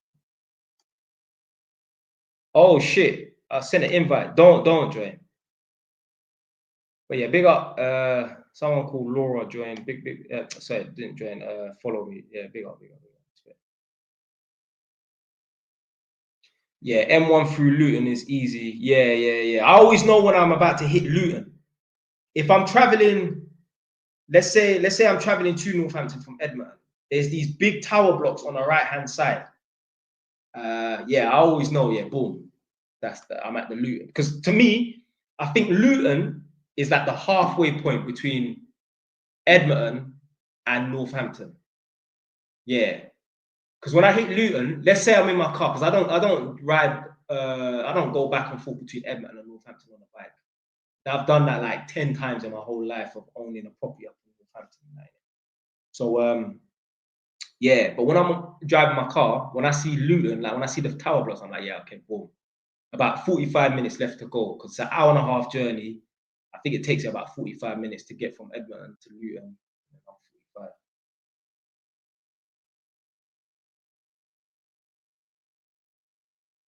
You do council work? Yeah. So I work in council houses in this Northampton area. Someone said, "Are you into bikes more than cars?" Yeah, I don't give a fuck about nice cars. I like bike. I've been riding motorbikes since I was 16. Been on two wheels since I was 16. Furthermore, when I was 15, I had two mopeds.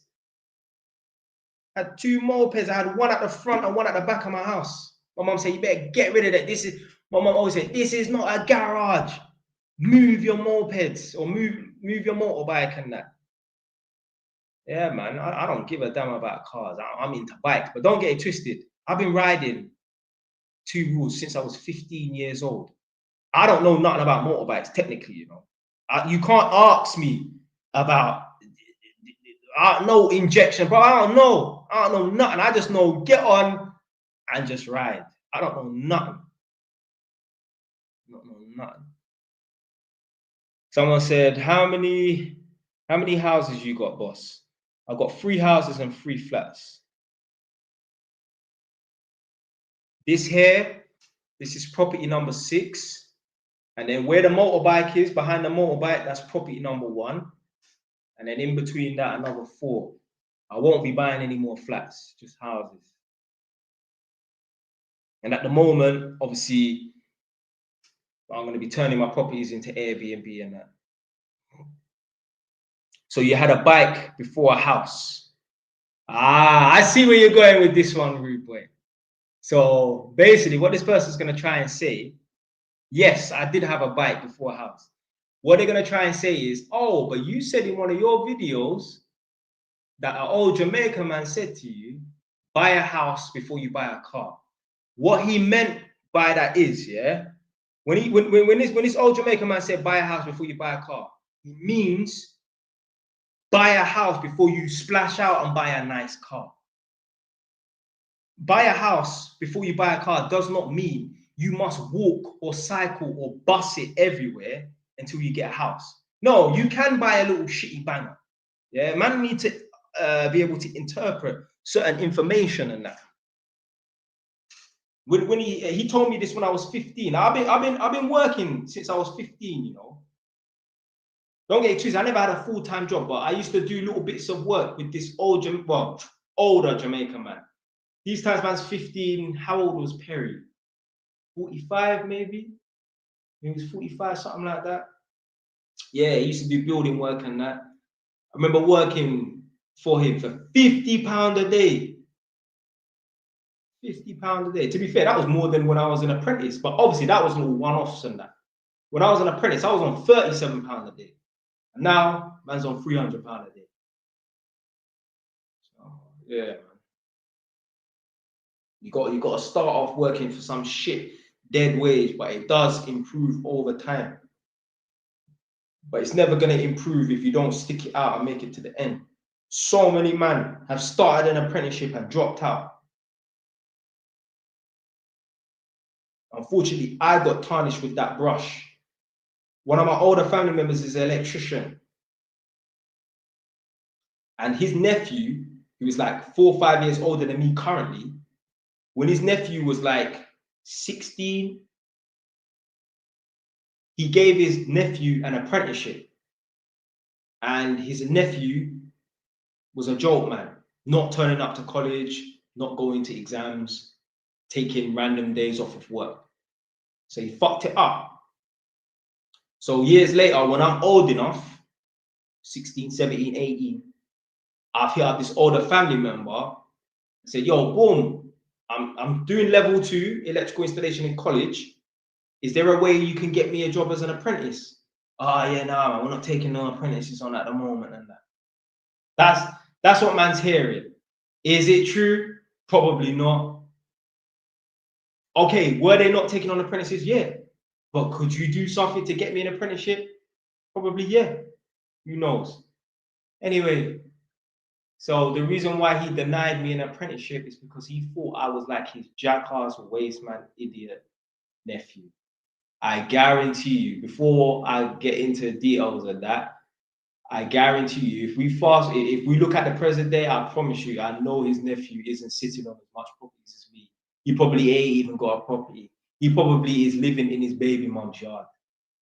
One argument away from getting kicked out, yeah? One argument away from being homeless. So anyway, the man told me, nah, no apprenticeship opportunities coming up, or there's no apprenticeships available. All right, cool. Eventually, you know, see, man's gone to prison now, get me come out, got an apprenticeship, boom, completed the apprenticeship, done the inspection and testing, qualified inspector and tester, boom. I remember one time this guy phoned me. So these times, yeah, he's just a qualified electrician. I am a qualified electrician and qualified inspector and tester. So man's level is higher than his in terms of qualification. Imagine the irony in this. Imagine this guy's phoned me up to ask me how difficult the exam is for the inspection and testing. Like what you can and can't do, like, oh yeah, is this difficult? Like what sort of questions they have? I'm thinking, imagine that. I was asking you for help and you didn't give it to me. Now, am I gonna put my life on it that there was no apprenticeship available? No. But could he have pulled a few strings? Probably. Who knows? For years later, I don't know, 7, 8 years later, for a man to phone me up and ask me, yeah, you able to give me any little tips and pointers and help with the electrical exam? Unbelievable. You just can't make this shit up. Can't make this shit up. Can't make this shit up. Crazy. That's literally the story of the apprentice becomes the master. And obviously, if you lot have been watching me long enough, you don't remember me here talk about this. And to be fair, I was slightly talking about it earlier as well, with becoming an inspector and tester. But at first, I wanted to do the design course, and then they forced me to do inspection and testing. Obviously, like I said earlier, yeah, when I passed my level 3, became qualified, I wanted to do level 4. They said you can't do level 4 until you do level 3 inspection and testing. So boom, man's doing a level 3 inspection and testing. I'm anticipating starting the course. So there's a book that you have to learn inside out. You have to learn it back to front, front to back, back to Ross Clark front, yeah? So whilst we're in the van, because I'm the apprentice, I don't drive. Whilst we're in the van, I'm reading this book. Now, before, we used to engage in conversations, you know, but I was a bit more quiet. I'm reading this book. And you know what he said to me? He's like, what's the point of, imagine this. A man saying to me, what's the point of doing inspection and testing? We work for Haringey Council. We don't need inspection and testing. If you get your inspection and testing qualification, your pay is not going to go up. I don't plan to work for Holmes Harringay all day for the rest of my life. Dumbass. So anyway, he said, oh, what's the point of doing that, man? Your pay is not going to go up, and you're paying for this course, and your pay is not going to go up. Yeah, but whether I'm paying for this course or not, I'm going to get qualified, and I managed to get the money back from my workplace. You know what I said to them? I said to them, listen, I've done this course. Eventually, when I passed the course on that, I said, I've done this course.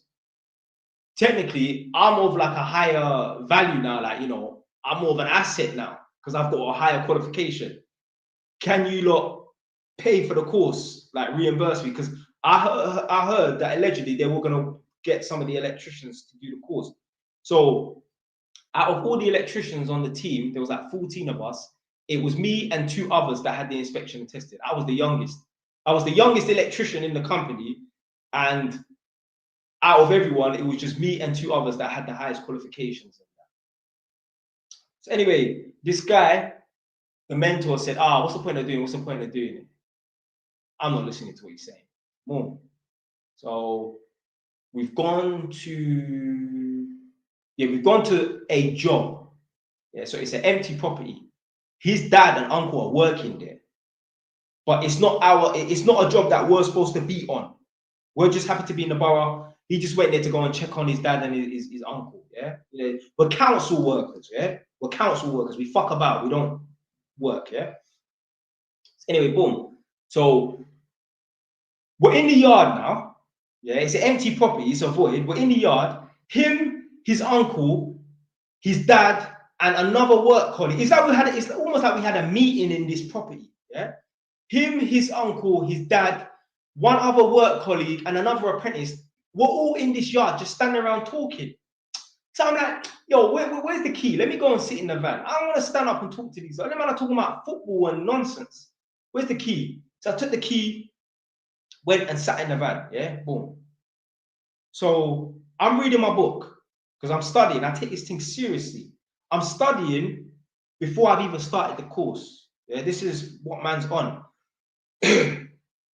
So boom, sitting in the van. Obviously, I'm a black man. I get cold in it, so I'm running the engine now. The van's idling. This guy comes out of nowhere. Boom, boom, boom. Busts the front door, busts the car door, van door open. He takes the key out of the ignition.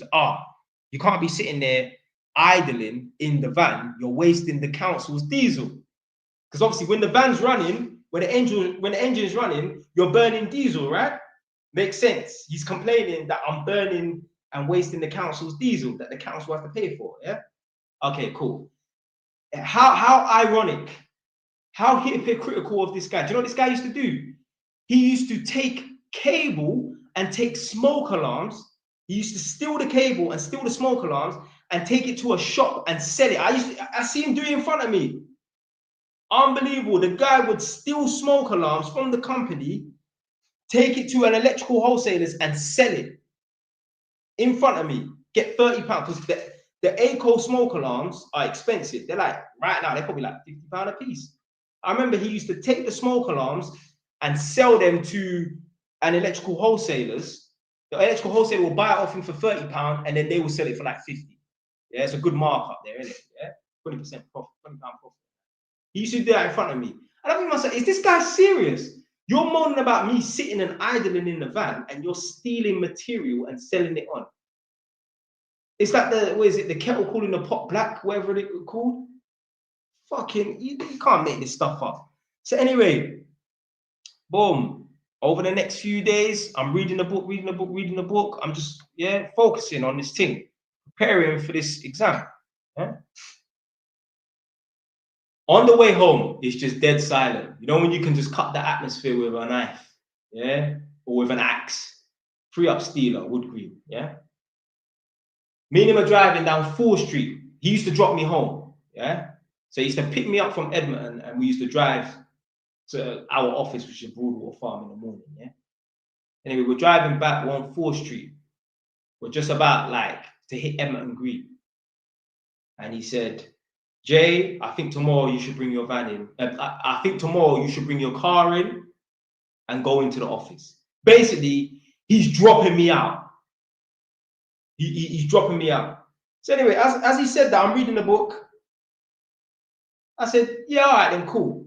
And I was going to leave it at that. And I thought, nah, because me and him have never had a problem, ever. Never had a problem, ever. I fell out with everybody at my workplace. Everybody.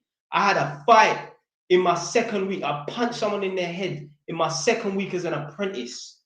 Yeah, I fell out with every electrician. No one wanted to work with me. They was considering getting rid of me because they had no one to put me with, because no one wanted to work with me. Because when people try to take the piss, I used to stick it on, man. No one wanted to work with me. So anyway, I was going to leave it. I was like, nah. I was like, yo, what's your problem? He's like, listen, over the last week, all you've been doing is reading that effing book and that. I'm like, what? You got a problem with me studying? And this, we went back and forth, back and forth, back and forth. But then 2 minutes later, I'm at my house. He's dropped me off. And that was it. Never worked with him ever again. Crazy, innit? As a mentor, you should want your apprentice to be better. Yeah? It's about rising people up. It's about getting people, making people better than you was. There's certain parents out here right now, they don't want their son or daughter to be better than them. I've heard a parent say this. I wouldn't want my son or daughter to go to private school. Why? Because I wouldn't want my son or daughter to think that they're better than me. Yo, I want my son to be better than me. I want my son to be taller than me. I want him to be bigger than me. I want him to be stronger than me. I want him to be better looking than me. I want him to be richer than me. Why would I want my son to be less than me? Obviously, if my son tries to think I'm going to bruck him up, yeah, he can be taller than me. Yo, you know how easy it is to pick up and body slam taller people? I learned that the hard way. I've got a brethren, me and him, yeah, we had beef over a bicycle. We had 3 fights. Back to back to back on Bouncers Road, and then near the Wall Block estate where that chicken you got bun. Yeah, we had 3 on Montague Road. We had 3 fights back there. He beat me 3 times still. Technically, he beat me 3 times still. He would pick me up and dash me on the floor because I was a bit taller than him. Yeah. So yeah, I want my son to be better looking than me. Me, I'm 5'9", yeah? 5'9.5", technically. I want my son to be 6'2", 6'3". What you think I want my son? Why do I want my son to be shorter than me? Why would I not want my son to be richer than me? I want my son to be smarter. I want him to be better looking. Why not? Why not? There's some insecure people out here. They don't want you want your son to be better than you. This is why we're in the position that we're in the world, because the next generation is better than the previous generation. The previous generation has left things behind for the next generation. That's why people that look like me have got nowhere.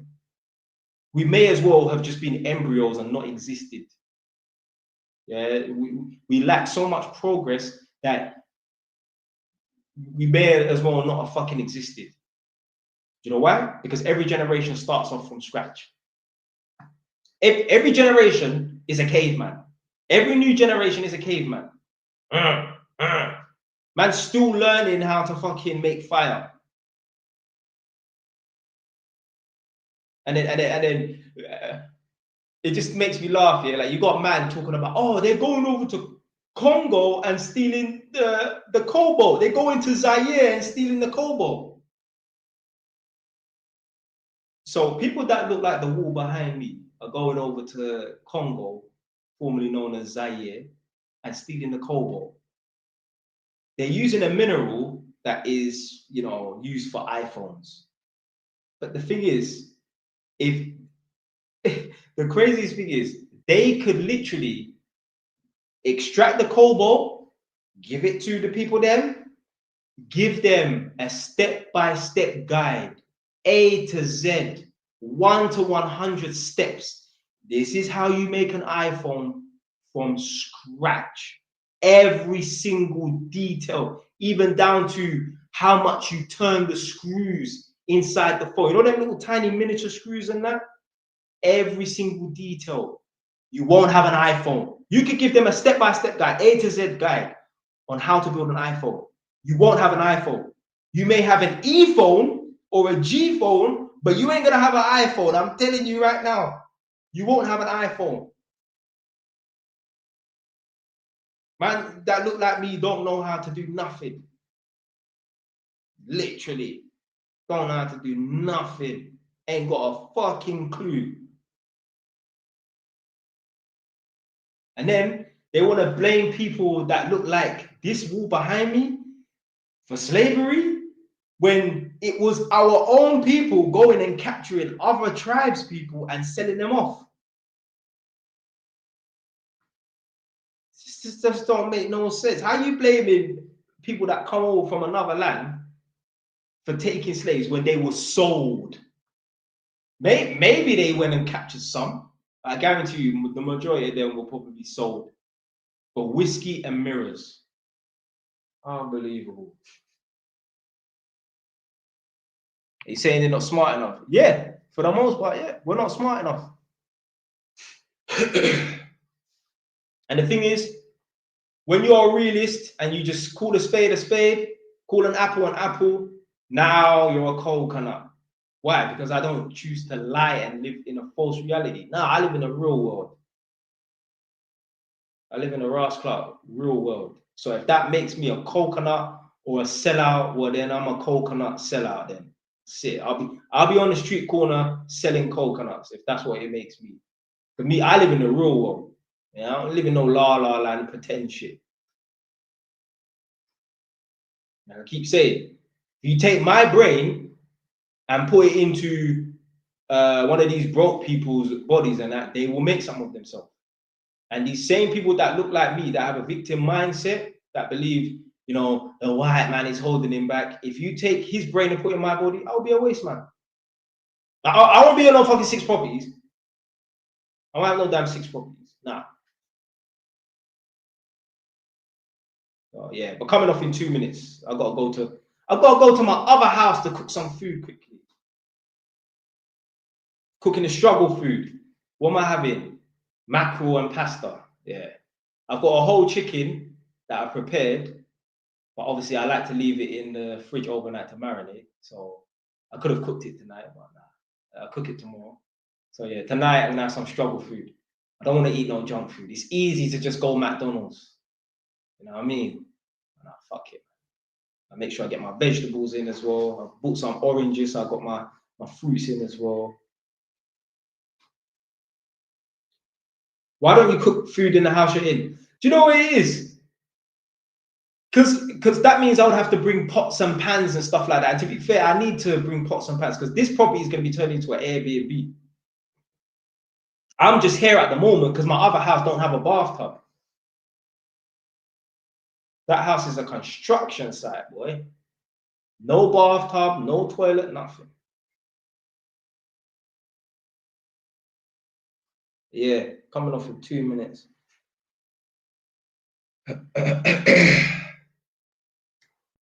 I need them, what's it, their Lemsip or something, I think. Is there any Lemsip at the other house? I need to double check, man. I need some Lemsip, man. So you still got them mackerel cans from the what? Yeah.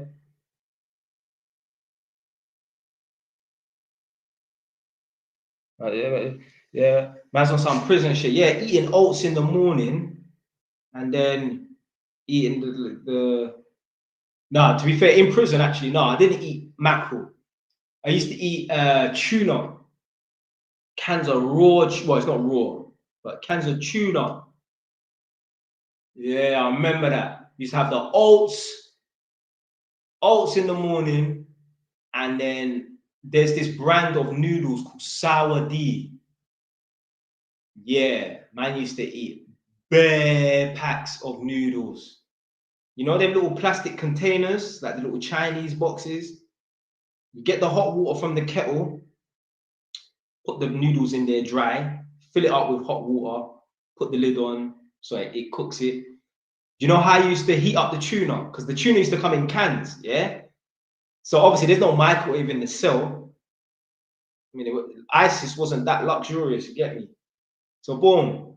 So what I used to do was I used to fill the kettle with water again, put the can of tuna in the kettle and boil the kettle about 5 times. and that used to heat up the tuna inside the can, and that's how I used to have warm tuna on top of the, what do you call it, the noodles. I was about to say good times. Nah, not really. Has anyone said you look and sound like Young Spray? No, I don't. No one's never said that.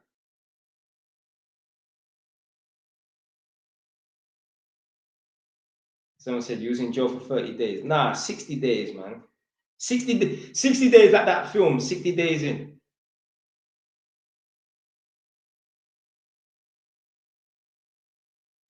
What would you have done if that guy outside your yard was trapping?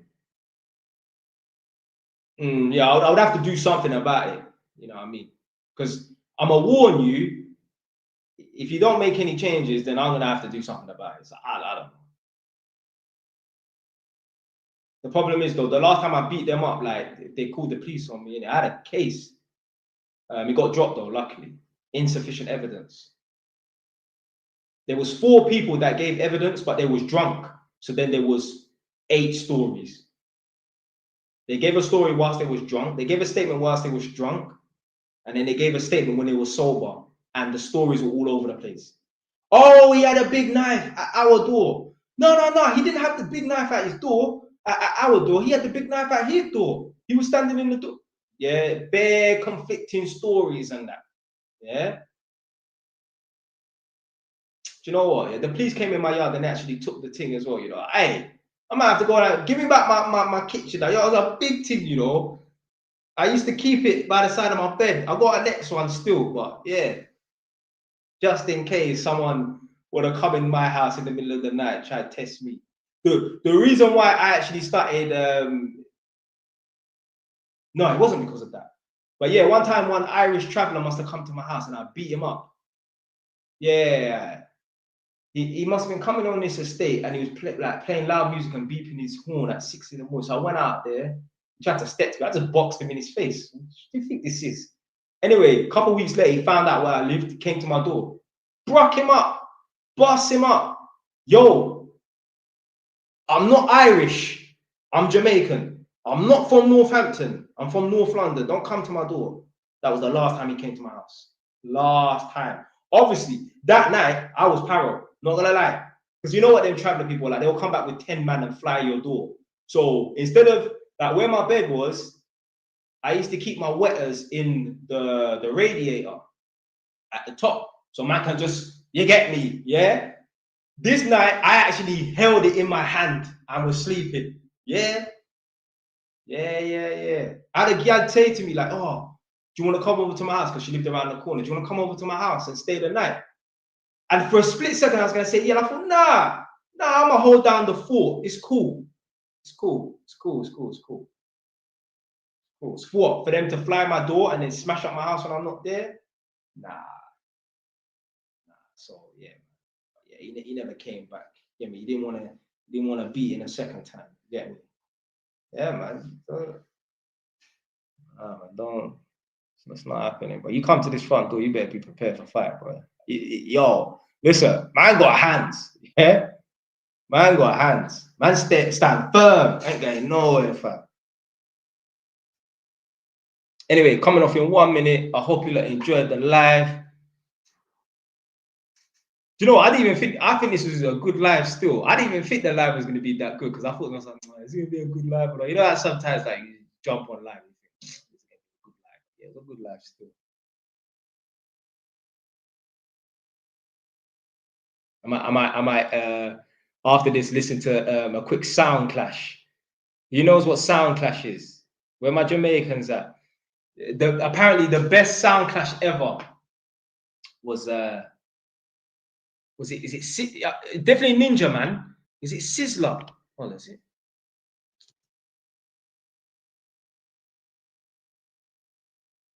Yeah, it was. Yeah, hold on. Let me just double check because it wasn't Bounty Killer. One sec. Sizzler and Ninja Man. Yeah. So yeah, Sizzler and Ninja Man. Apparently, this is allegedly rated as the best sound clash of all time. Sizzler versus Ninja Man. Even the title is The Wickedest Clash of All Clashes. Oh no, The Wickedest Clash of All Time. Apparently they rate this sound clash as the best clash. Like, it was a good one still. It was a good one still. The man, they are using words, yeah. Like, let's put it this way. I'm a straight man, yeah. I like gal, but there's certain people, you get me. Them man, they want to reverse shit, yeah. You know what us Jamaicans are like, bun, yeah, you get me, yeah. Saying certain, yeah. Bun, you get me, yeah. So there's pure of that them man are talking about during this sound clash. Yeah. All right, coming off in 10 seconds. Last comments.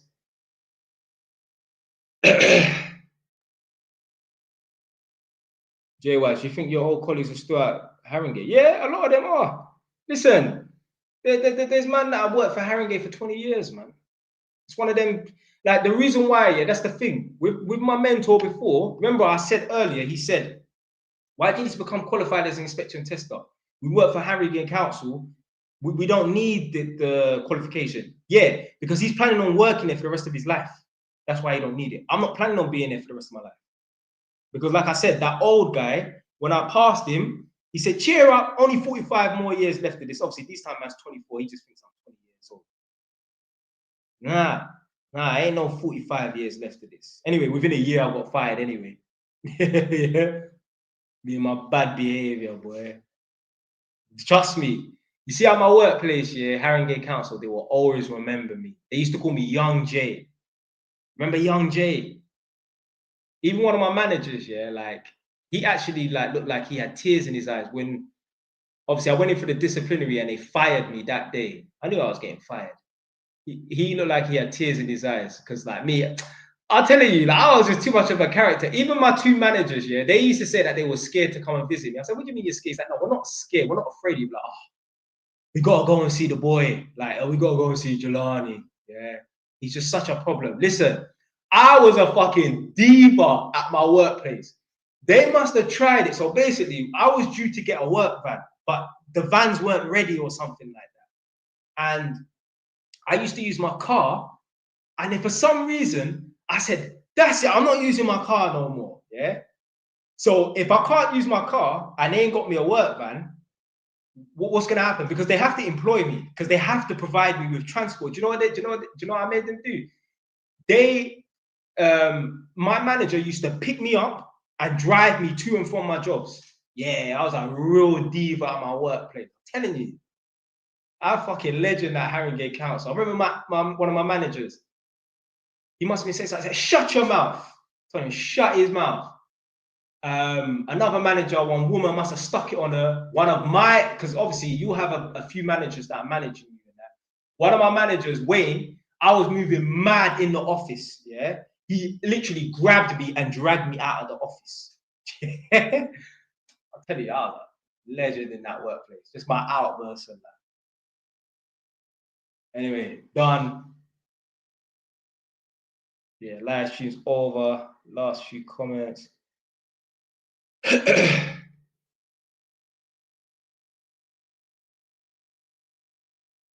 J-Wise, how do you tackle someone disrespect you? Bro, I'm calling them out, bro. You're not chatting to me like that, bro. Talk to me properly about trying to talk to me like I'm a damn idiot. Fam, I don't care if it's in front of people. It could be in private. It's not happening, bro.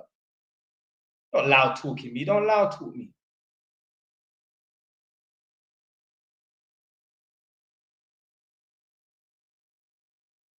I remember one time, yeah, just before I go, I was in Poundland. Yeah, there's a Poundland not too far away. Yeah, I was in Poundland. These were the times where you had to wear the COVID mask. Yeah, me, I never used to wear a mask. Yeah, you would have to tell me to put the mask on.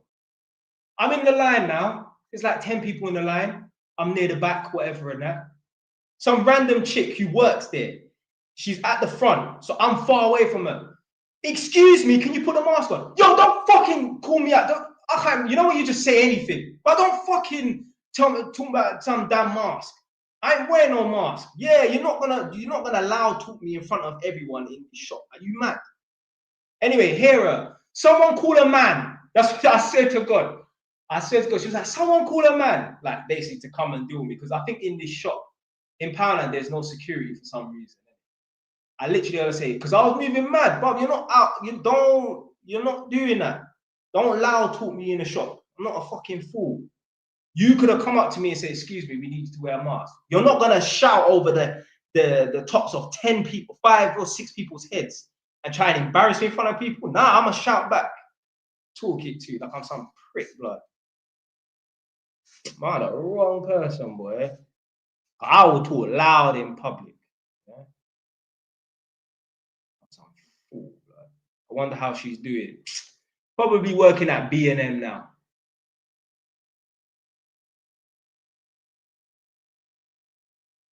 Anyway, I'm done. Good live stream. Yeah. See you lot next week. To be fair, I was thinking to do 2 live streams in a week, but like, too much. I don't know. You never know. You might see me on again. You might not see me on again this week. Definitely next week. Yeah. Respect. You started off from the beginning, made it to the end, or at least from the middle to the end. YouTube man, them. I'm done. Stay away. Done.